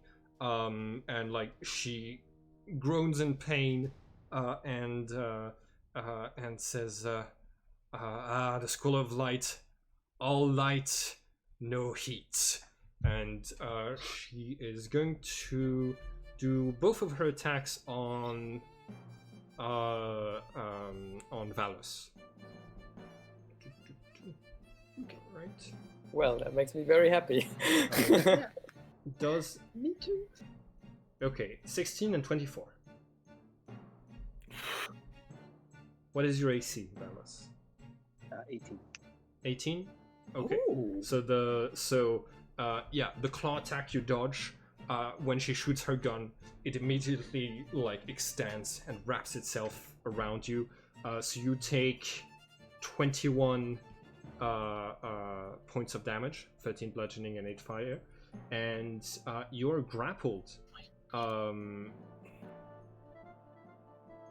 nice, cool. So the gun doesn't. So the gun doesn't reform. It's just going to like stay in tail shape, and it's going to keep burning you and crushing you. It's Whisper's turn. Okay. Let me check something. What grappled means? Grappled means he has no movement. Yeah. But other than that, nothing else. Okay, so So conditions. his move is 0. His movement is right now 0. Conditions. Grappled creature's speed becomes 0, and it can't benefit from any bonus to its speed. The condition ends if the grappler is incapacitated. The condition also ends if an effect removes the grappled creature from the reach of the grappler, such as when a creature is hurled away by thunder wave. Stuff like this. So yeah, you can still attack normally, everything, but no movement at all. Okay. I will cast Blindness Deafness. Okay. So it's a Constitution saving roll. Oh, okay. Also, I'm this slightly DC. better at I these. think 9. Cody, It's a DC of 13. Okay, if you so roll I am for affected. for the healing, I think you forgot to roll for the healing. I rolled a 2 for the healing. Oh. That's over Whisper's hideous laughter post. Okay, got it. So, Mitya, can you? So you are. Hmm? She is now blinded. Damn. For how long do I get to make the saving throw? Wait. At the end of each of its turn, you can make a Constitution saving throw to stop it. Okay. So yeah. And it's a 1 minute duration otherwise. Does it say concentration? It's not. It's not concentration? Yeah. Okay, cool. So yeah, you can't keep heroism and the blindness on at the same time then. So yeah, you see shadows start to cover her eyes, and she like grunts in frustration and says, I'll just have to hack everything around me, and she starts to like attack very wildly, hitting a couple of the stones of the city. All right, Phallus, it is your turn. Okay. After taking a large amount of damage, Valis is going to forget where he was in his retelling of the School of Fire's sort of mythos, and just try to smack her with the Warhammer. Which I'm guessing hits. Yeah, Nice. that's a definite hit. Go ahead and roll for the damage. Okay, yeah. You you hit her with the hammer. She takes the blow, falls back, but like keeps holding the gun wrapped around you. You can see sprays of the dark brew that she'd been drinking earlier, like spraying onlookers, who immediately start to cry in bitter regret. Ashram, it is your turn. Rinse and repeat. Alright. So she is blinded. Everybody has advantage on attack rolls against her. Yeah. Sadly, those do not stack. Because right now I have triple advantage. One for the sneak, one for the flank, and one for the blind. It's funny. Yeah. But okay, let's try. 18 hits. And you do extra damage for your sneak attack, right? Yes. Okay, so that is a total of 19. Alright. 19, 27, 13, 56. Oh yeah. Okay, so yeah, you managed to get her in between two pieces of her armor plate, and and you sense a strong fury coming from inside of her as your blade is wrenched out. You can see fire is going to start pouring out of all of the wounds you've inflicted to her, and is going to burn all three who have dealt damage to her. So, boop, boop, boop. Here we go. All of you take. So yeah, Cody, Marco, and Solomon. All of you take 5 points of fire damage coming out of the wounds you've inflicted. I would like. Is this an ability I can cast Cutting Words on? No, it's a monster power. What is on the damage roll? I mean, because it says I can use it on an attack roll, an ability check, or a damage roll. What? Can you click on the spell so I can see what it is exactly? Cutting Words, which is a College of Lore thing. Mm-hmm.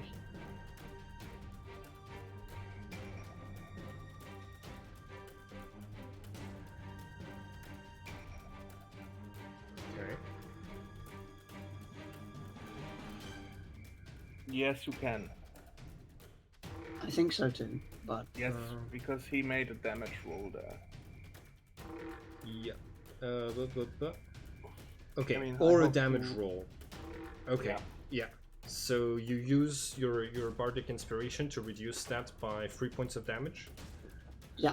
Okay. Yeah. So it's only 2. Sweet. 2 points of damage. For all of us, nice. Yeah. Oh Awesome. yeah. Was that her reaction as well? No, Yes. that's just that is just a feature of her powers. Yeah. And yes, that was a reaction. Yeah. Okay. Yes, So You she can now use- cannot. your reaction, to expend one of your Bardic Inspirations. Oh yeah. Yeah. It's Yeah. All right. Ashram, you don't even need to roll stealth. She's blinded, so yeah, I know. You can retreat back into the shadows. You're good. Lux, she's flailing around, but she has a lot of like openings in her defense because of this. I'm torn, guys. How wounded does she look? Like killing someone can never be like an accident because you've done too much damage in a fight. The automatic, like when they reach 0 HP, they just reach the state of exhaustion, in which they can only do what they're told to do and have no ability. Ah, yes, I remember. Yeah, like murder is only ever by choice in this setting. So I will do something very similar to last time. I will cast Inflict Wounds on her. Okay. So that's... I should put this in my... Alright, roll the second time because you have advantage. Oh, that's great. Yeah. Yeah. Wow. +4. +4, that's 13, that does not hit. Yeah. And at the same time, I will use my foot to kind of touch Valis, and I want to cast Healing Word, second level this time. Right. So you can roll 2d4, and then you can add 2 to that, and you can put this back in sequence. Idris. I roll that or you roll that? I don't know, I can do it also. For blindness, do I roll at the end of each of my turns? Yeah. Okay. So on her turn, okay. Okay, so until the grapple ends, the target is restrained, and I can automatically hit the target with the tail attack. But I can't. Yeah. Okay. So the gun is going to tighten even more. And causes 16 points of damage to Valis. But at this point, your temporary HP have been reset, so it's only 11 points of damage after the temporary HP. And then, she's just going to try to hit Ashram. She kind of. Oh yeah, no, yeah, you're out of her reach. So yeah, she's gonna try to hit Lux. Okay, I want to use my reaction also before you roll it. I'm going to use Warding Flare, which allows me to interpose some light between us. It's going to blind her and impose disadvantage on her attack roll. She's already Don't blinded. Don't use it. She already is blinded. Oh and shit. Has disadvantage. Okay, I will not do it then. I will just cower behind my shield. My gosh, she rolls Fails.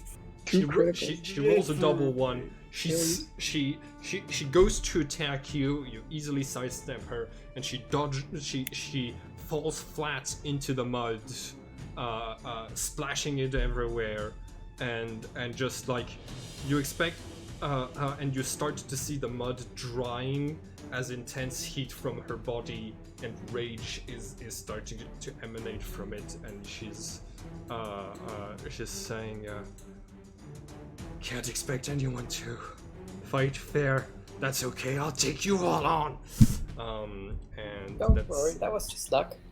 That's it for her turn. Whisper, it is yours. I'm gonna take out. Whisper is gonna take out patiently his crossbow, aim carefully. Wait, you roll for your. Oh yeah, the for the blindness. Oh yeah. Go ahead and get started, Idris. While I roll for this, it's a wisdom. No, it's a Constitution saving throw. 9. She does not regain her sight. And I will just go. You will take none of us on, and I will give Bardic Inspiration to Valor again, to Valos again. Sorry. And then I'm gonna shoot her. Okay. You roll with advantage. Go ahead. Yep. 13 does not hit. Like she Terrible rolls. like she hears your voice and the click of your crossbow, and she just plunges forward, and the bolt misses her by an inch, and she's gonna say, "You talk too much." Valis, it's your turn. Valis has been smacked around a few times. He's a little loopy. He's got nothing to say better than just pour the Satantra, and he's going to use his warhammer. Okay, while she's saying that, Ashram's voice would be heard in everyone's mind, and he would have like a little bit amused tone. And when she said, "You talk too much," to whisper, he would say in this amused tone, "Indeed, he does."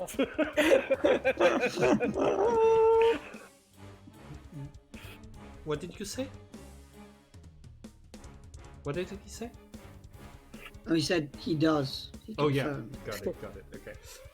You have Bardic Inspiration, so if you want to use it on this roll, you just need to roll a 4, a 5, or a 6 in order for this attack to be a success. So it fails. Wow. Once again, the Bardic Inspiration fails by just 1. Alright, so yeah, you, she hears the clanking of your armor and sidesteps your attack despite not being able to see it. She truly is a masterful warrior. Technically, like, in this, like, the masters of each school are supposed to be like the most elite, the strongest of them. She yeah. Okay. So Ashram, it's your turn once again. Did she move? She slipped forward and got back. So she kind of fell on the stairs and then got back up. Yeah.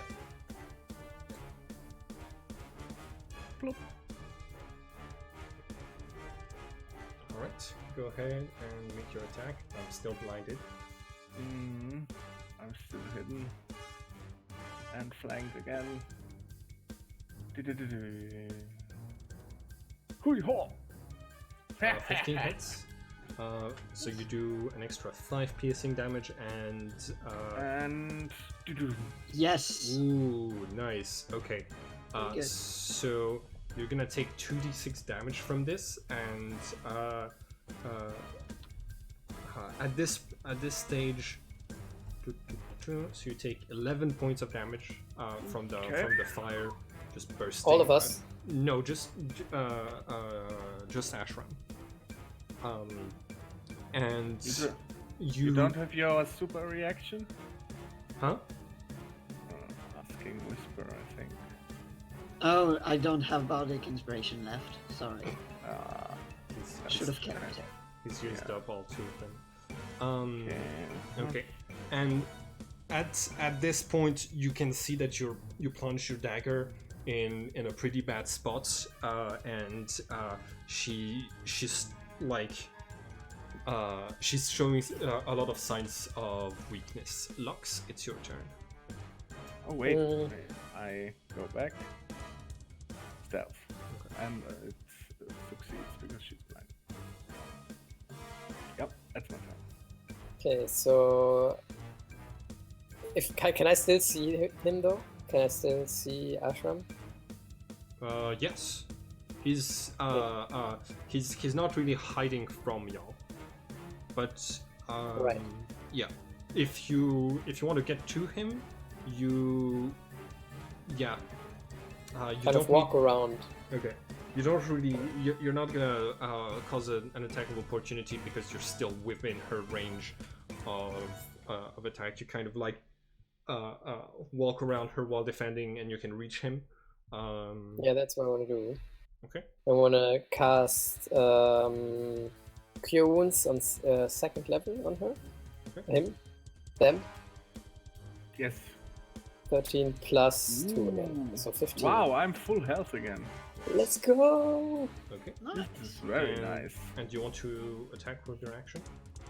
That was my action. That was Cure Wounds this time. Oh, okay, got it. All right. Astro would say, "You have my gratitude."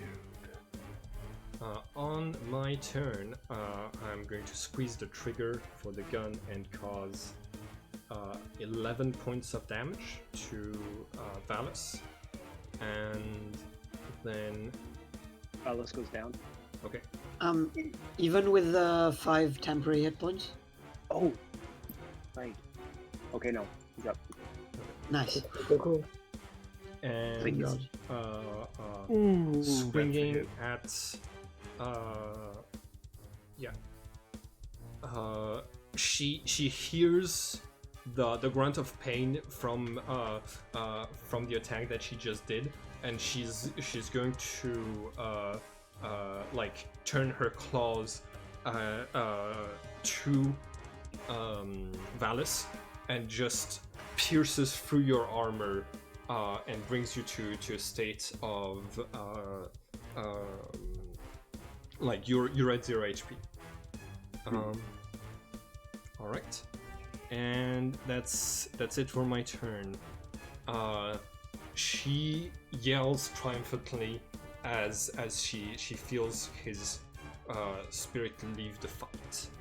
Whisper, it is your turn. She can do a Constitution saving. Oh yeah, thank you. It's good that y'all remembered this for me. 18! I can see again. So yeah, Yeah. fire bursts out of her eyes in her passionate victory, and is able to clear the blindness. Okay, just checking something. Okay. I'm gonna cast Blindness Deafness again. I have 2 level 2 slots and I have heat. I have something that does fire damage, so I'm not gonna use that. Yeah. So you can do another Constitution saving throw. I love you. Yes. Great. Man. Cool. School of Shadow, baby. Alright. Valus, you are unconscious, so until you get healed back, yeah, so you lose your turn.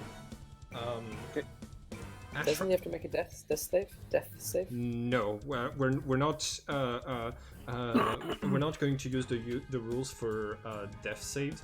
Basically, he's just automatically stabilized, but in a state where, like, when you're at 0 HP, you lose control over your character until you're taken out.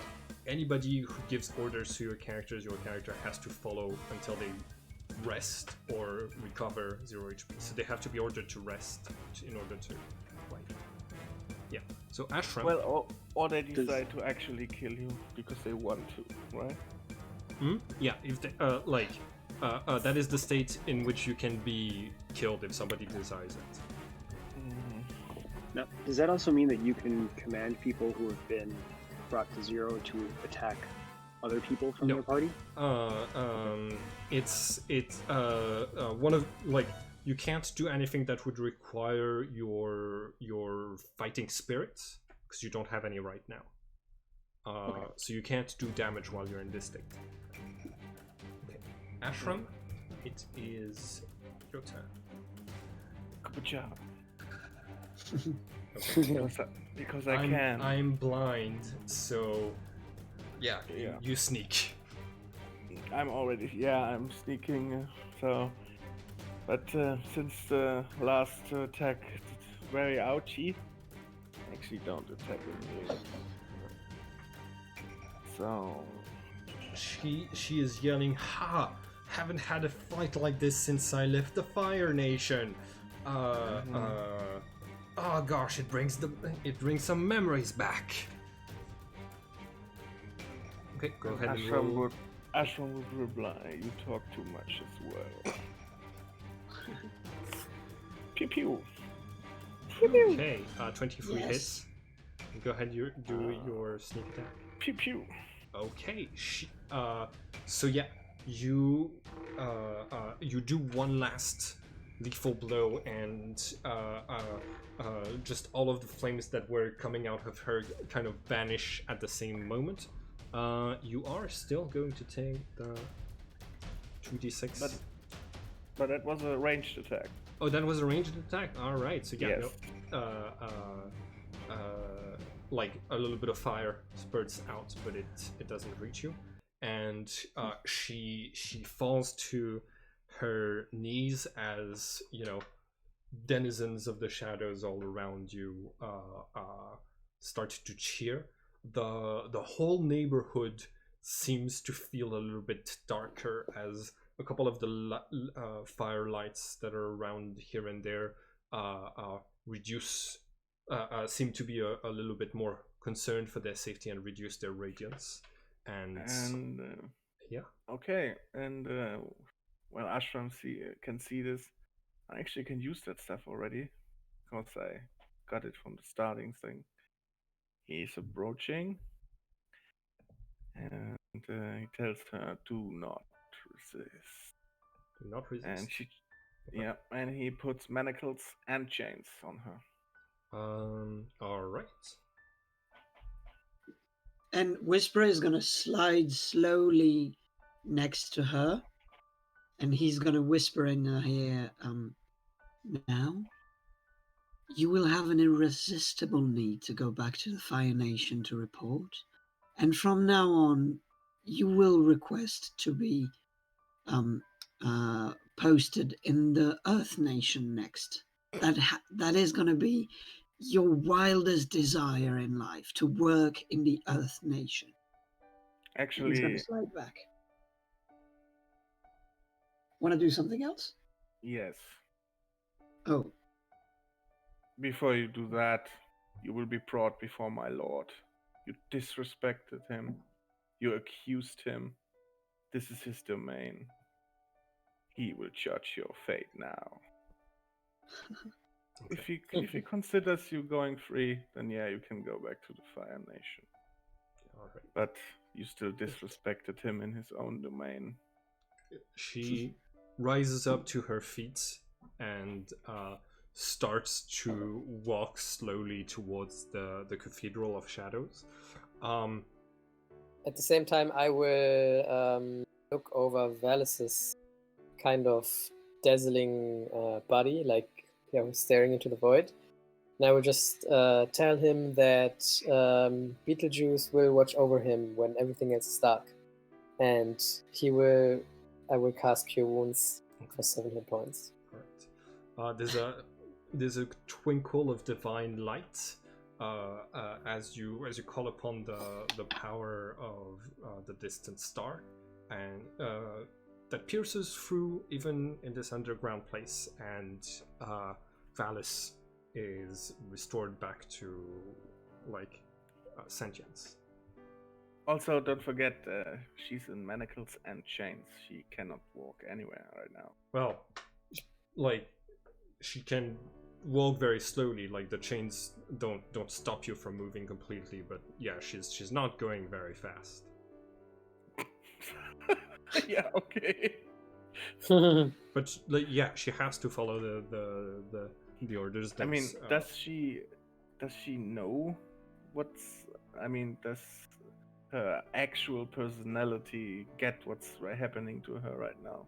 Yeah. Does she so basically inside her she's like exploding of rage, I guess.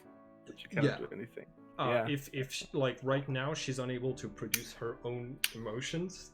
Mm-hmm. So any emotion that is that's so rough. pushed on her is like an order, like an incentive. But she will be very angry when she gets out of this state. Mm-hmm. Yeah. She starts to walk away. The plaza that you're standing on is going to transform into the shape of a Visage, who is going to say, "Thank you." Nice. Very welcome. You have my gratitude. I hope they send less lively one from the School of Fire to replace her.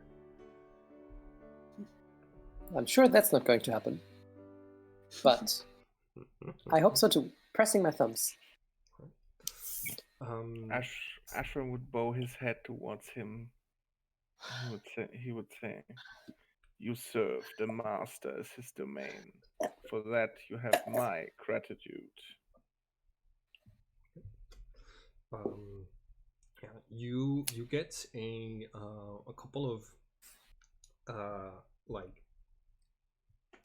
denizens of the shadow who are going to come towards you and shake your hands, congratulate you. Let's see. So anyone can give our companion at least 1 HP, maybe.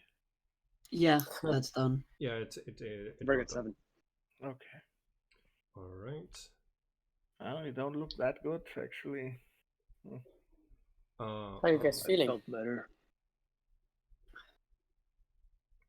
I think it would be great if we could take a rest. I don't particularly need it, but you're all on the verge of death. Kind of. I'm not. I'm totally healed, actually. So you look terrible when you're fine.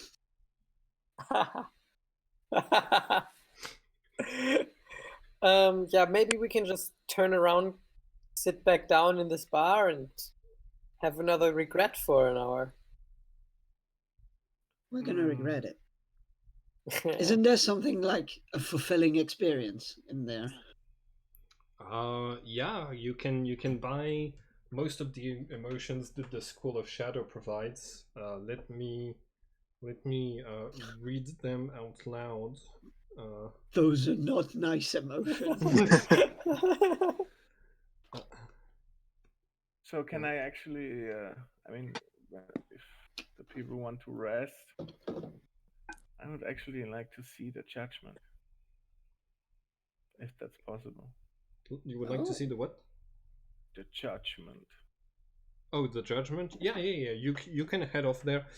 It is technically so yeah.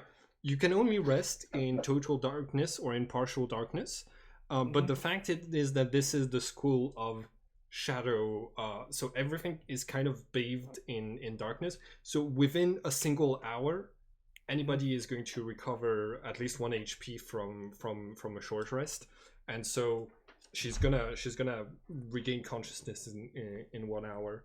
Okay, the feelings of shadow: weakening, affliction, anxiety, bitterness, anxiety, bouleversement, feeling feeling confused, overwhelmed. Yeah, overwhelmed. Culpability, deception. No. Disappointment. Despair, destabilization, division, disgust, distress, astonishment. Despair sounds good. Yeah. Wondering, frustration, fragility, febrility, hesitation, inquietude, worry, incomprehension, uncertainty, insatisfaction, instability, perplexity, fear, preoccupation, rupture, love, regret, surprise, skepticism, worry, again, solitude, terror, indecision, again, torment, trouble, fear, and vulnerability. Fear is actually a D&D state. Spell, yeah. So we can justify you casting fear by you using some of your shadow to cast it on someone. And all of you have technically access to all of the elements. It's just not necessarily what you're trained in. I'm hesitating between hesitation and disappointment. Does I would somebody like- want something? Yeah, I would like a wonder, please. That sounds nice. Okay. Or did I understand that wrong? All right. So yeah, you. Okay. So all of you who get refreshments, they're gonna be 1 gold piece each, but they're basically creatures. Like the cups are creatures that willingly share experiences or share feelings with you to replenish your energy. So that is going to count as an accelerated short rest, and all of you can use hit dice to recover some HP. Ashram, you Actually, Fabi healed me Mhm. pretty. He Oh. healed me awesomely. He healed me to full health. nice. I'm happy. Yeah. Yeah. Ashram, you said you wanted to follow Belial. You're gonna see her with a bit of difficulty because of the chains. Make her way towards the Cathedral of Shadows, and she like reaches the doors, and the guards ask her to like state her business. She explains she is here to be judged by Master Indalis, and the guards are gonna like talk to each other real quick and be like, I mean, I'm not sure the master has time for this. Ashram would say, she openly accused the master of this domain to be a liar. I do not have to tell you that such an accusation is a very, very serious one. Yes, they're going to like wave her in, and yeah, she proceeds. She goes to one of the rooms that is near the Mausoleum of Resurrection, and the throne room is a strange room in that, unlike the rest of the city, it does not. The shadows don't look like what they're meant to. So when you enter this place, the shadows of this place are going to form, and they are going to start looking like all of your best recollections. So you see Indalis, the evil vizier, sitting on his throne. Very good. And is just surrounded by other visions of Indalis and of the best moments of your life. And you're going to see him,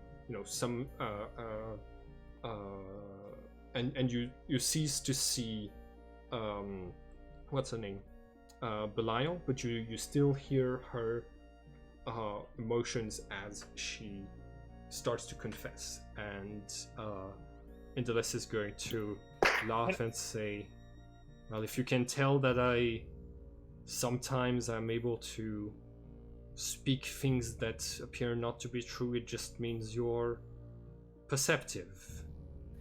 It's not an insult. I am capable of such things, but I am no liar. What else did those who shatter you tell you to do? And she's going to say, she's going to, go to the school of fire and demand to be asked in another post. And then Indalis is just going to say, all right, please remember to send me a letter every now and then informing you of your activities. And with a wave of his hand, he's going to restore a little bit of her HP, and as she awakens with those new compulsions, she turns around. How visible are you, Ashram? Very. Okay.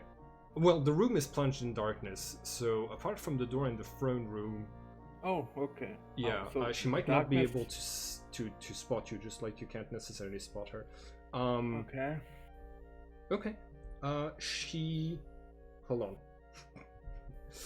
She's gonna try to blindly make her way to the exit, which is going to involve a natural perception check against your. Okay, can you roll for stealth? Yeah. Oh no, I rolled a 1. You're good. You're good. Sorry, I rolled a 3. You're just. Yeah. Well, if I roll a 1, no, I cannot. She has no. Yeah, I have a +7, so no, I cannot. Yeah. fail. Yeah. She leaves, kind of fuming, when she reaches the parts of the outside where things can be seen in the shadows. You can see literal smoke coming off of her head in rage, and Indeles is going to say, many people accuse me of such things. It adds to my reputation. I don't dislike it, just as long as no one calls me a traitor to the ultimate sentiment. I, more than anyone else, want someone to become a god, someone to reach the enlightenment of Stantra. I understand, my lord. Still, I feel a little bit of anger.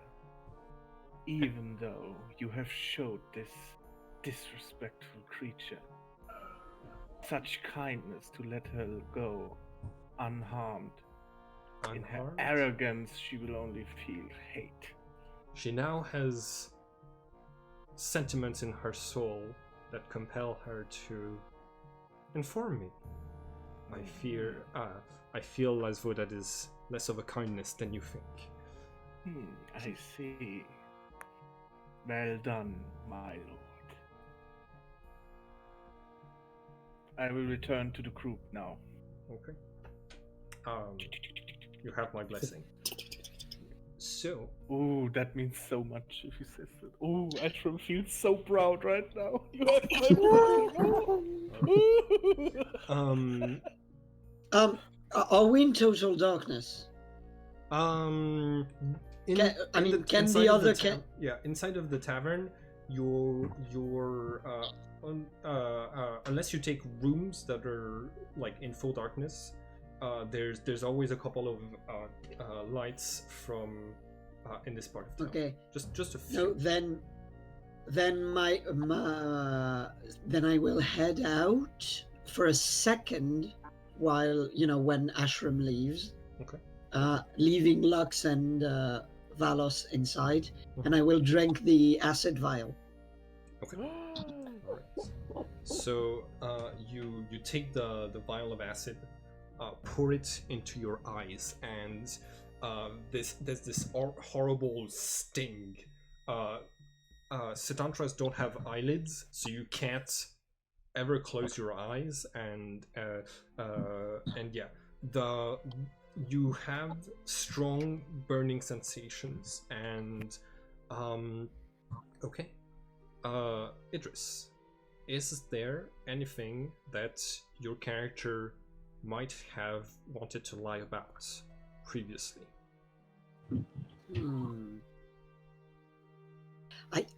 I think absolutely. I think there's millions of things my character would have wanted to lie about, like literal millions.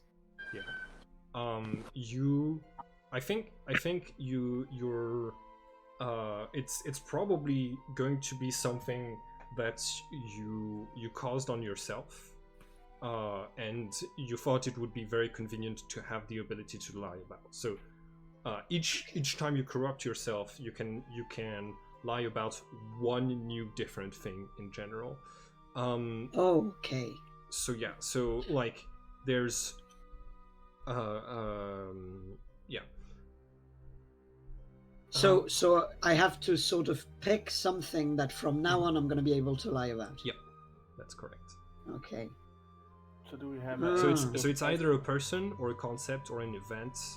It's something that you have a bond with, basically. So does it mean we have an agent of acid amongst us now? No, he had he needs a certain you need to do some very specific things in order to be fully corrupted, but he is partially like Corrupted. yeah. Okay. Okay, can I lie about... Is it too large if I say the Cathedral of Shadows? No. The School of Shadow? The School of Shadow is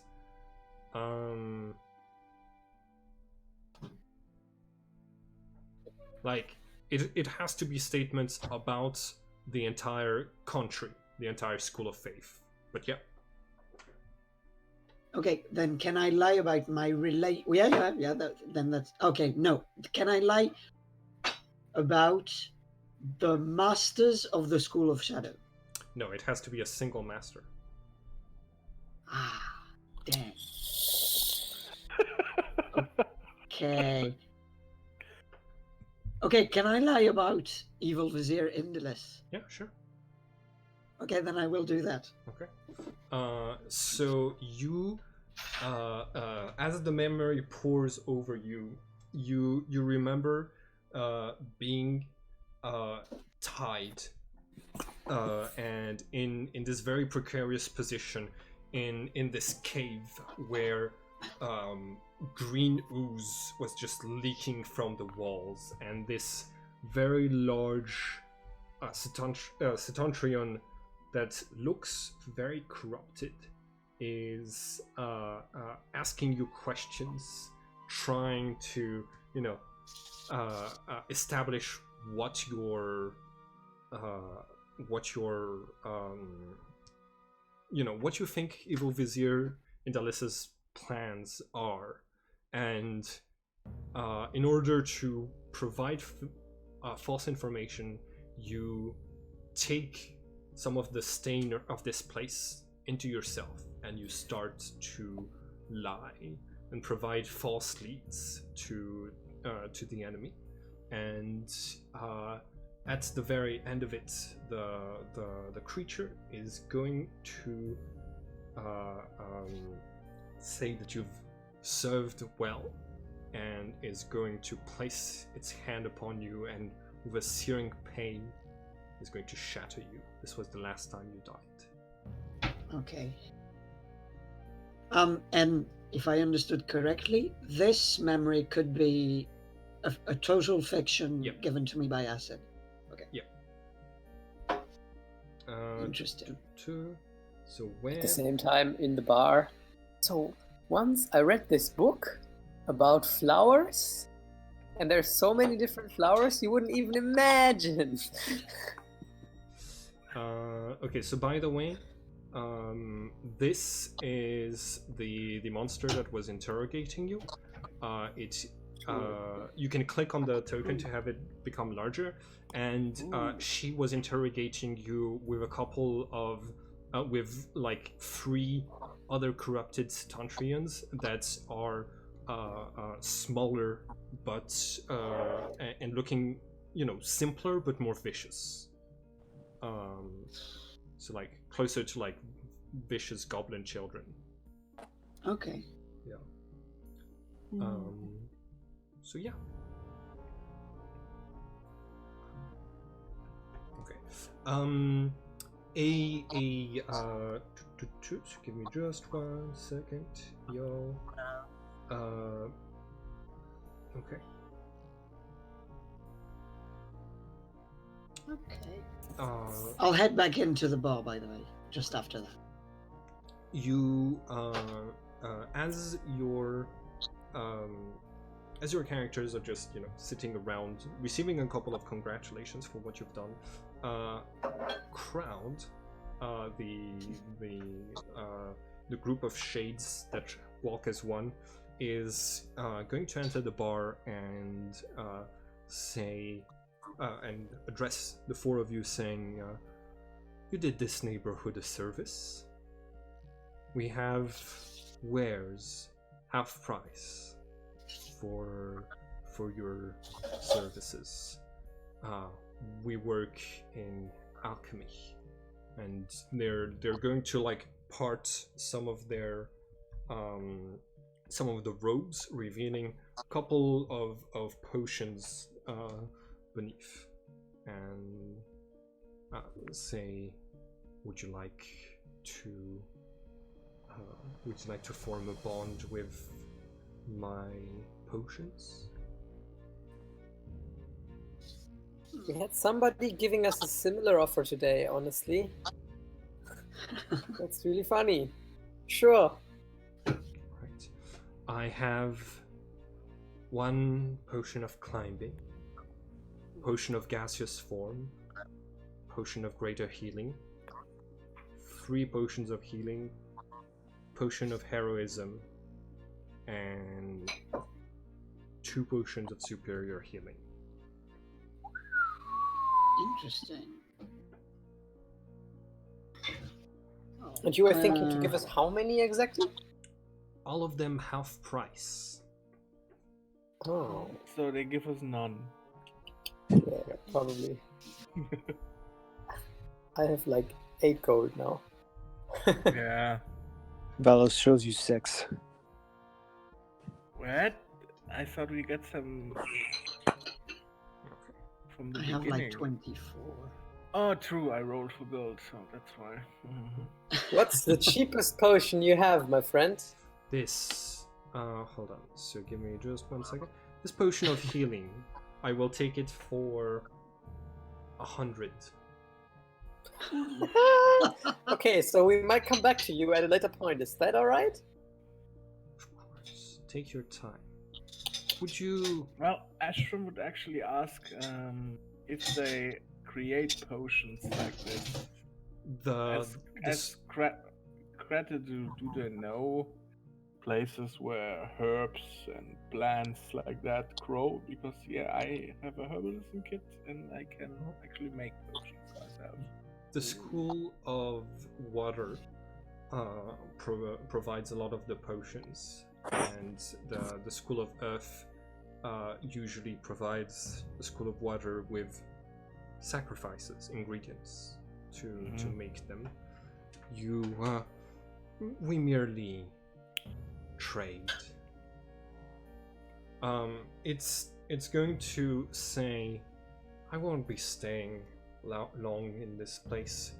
I'll just put this out there, and leaves a single potion on the table that looks like this crystal clear liquid with strands of spider web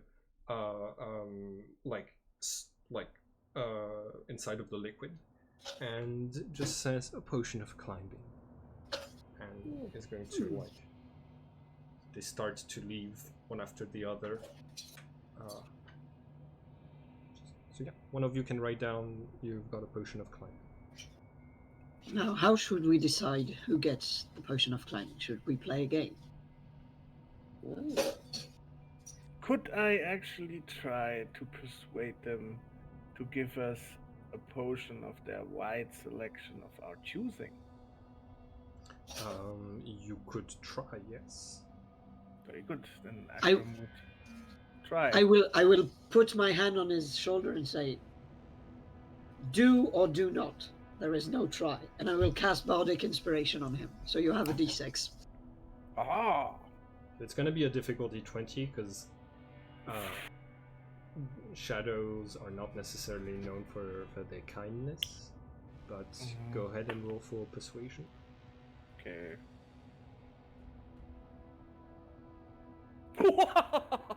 I don't need Bardic Inspiration. Nice. Oh, it's a good thing because I don't even have a charge left. Oh, nailed it. So I'm willing to go.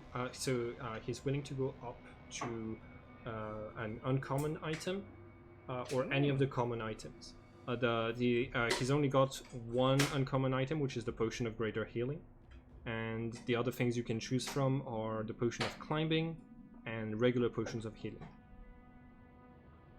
Take the greater. Imagine. I mean, I don't want the potion. You can choose. I don't care. I Okay. just enabled you to choose. Nice. Sure. Thanks, Ashram. One of you can write a potion of greater healing. I think it does like. Hold on, I can check. I mean, if you had. I mean, the potion of gaseous form is also very nice. Yeah, but it's Yeah. it's out of your price range. at the Okay. moment. Okay. All right. Potion of greater healing does 44 plus 4 HP. Restores 4. That's a lot. Wow. Who's got this one? I don't think I would really need it, so maybe I would give it to one of you guys. Also. Paladins We have could healing do- powers, so Why should we we yeah, can wait. give it to the guy who went down? Yeah. Or we could play for it. I'm still down for playing for it, actually. I like the idea of that. We are in a bar, right? I read a book Sure. about a bar once where people play games in the bar. Sure, you can play, I guess. I mean, Ashram doesn't want to. So. I have an idea for a game. Can we get something like a deck of cards? sure. You ask around, and somebody says, "Yeah, I know a good deck of cards," and is going to like encourage their little friend. Go play with them. And the cards start to fly one after the other to your table, and sparkle with a little bit of excitement as they pile up into a deck right in front of you guys. Nice. So, I propose this, and then Whisper goes into a long explanation of incredibly complex, long-winded rules Okay. of a card game. And what I propose to you as the player is that you get to choose one of your skill that you think relates to something like a card game, and the highest wins. So if you say, okay, I'm going to use deception because card games need deception, or I'm going to use sleight of hand, or I'm going to use intimidation because it's a bluff-based game, etc. All is valid, but you get to pick one of your skills and highest wins. And then we both make a roll, or just the highest modifier wins? We all make a roll. All right. Okay. So, but you just have to justify how you think your skill relates to a card game, because you can't just use any. Yeah. Okay. Does one of you have an idea for to go first? Well, how about Idris? I mean, he proposed it, so he should go first. Yeah. I think I'm going to use insight, as in I'm going to spend the game trying to really analyze the way of playing of all the others, and try and just use that to get to victory. All right. Yeah. All right. So as you're playing, you deal with the cards. You look at the others. You start, asking questions with your telepathy around you. The deck of cards responds to your affiliation with shadows, and is going to say, and sometimes it's just going to drop a few hints, like the deck of cards will cheat in your favor and tell you Lux has a terrible hand. All right, Lux, what are you playing with? Okay, so I don't know if that would work, but I think I would just close my eyes and think about Beetlejuice, and just hope that my belief and my fate will help me through this. Okay. Can I use religion? Yeah, you can. Yeah. Yeah. You just play randomly with the thought of God in your mind. Yeah. Yeah, and I do also have a spell called Augury, which is kind of that, like, it's just like throwing small sticks, and then it can show me if I'm doing the right moves at that particular moment. Okay. All right. No. Go ahead and roll for religion. Yeah. Not The today. the light No of stars. Beetlejuice does not shine upon you this day. By the way, your if anybody needs a clarification, Lux is getting their powers from one of the 6 primordial elements, the element of light. But one of its ships, basically. One of the aspects of the primordial of light. It counts as a god in terms of D&D, and those creatures existed before even Citantra. So your playing randomly does not seem to favor you that much, and you don't think I wonder why. you don't think your the cards in your hand enjoy your constant praying to a primordial of light in this place. Ashram. No, Ashram doesn't want it. Hmm? Ashram has no need for it. Okay. Right. So, Valos.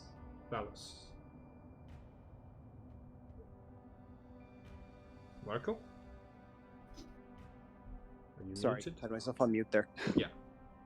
Without knowing exactly how this card game works, Valis is just going to get very, very angry. Nice. That's great. Best And card gamers in the world. holding himself back, he is going to use, to put his Warhammer onto the table as a threat. Nice. And he's going to use his Intimidation. So I'm winning, right? Right, guys? Okay, go ahead and roll intimidation. Nice. 16. Yeah, you're very threatening, but you can't really deny that at the end of the day, the cards are saying, maybe you're scary, but a Whisperer still has a better hand. Sorry. And the cards are all going to fly away from you and off of the table after announcing who the victor is.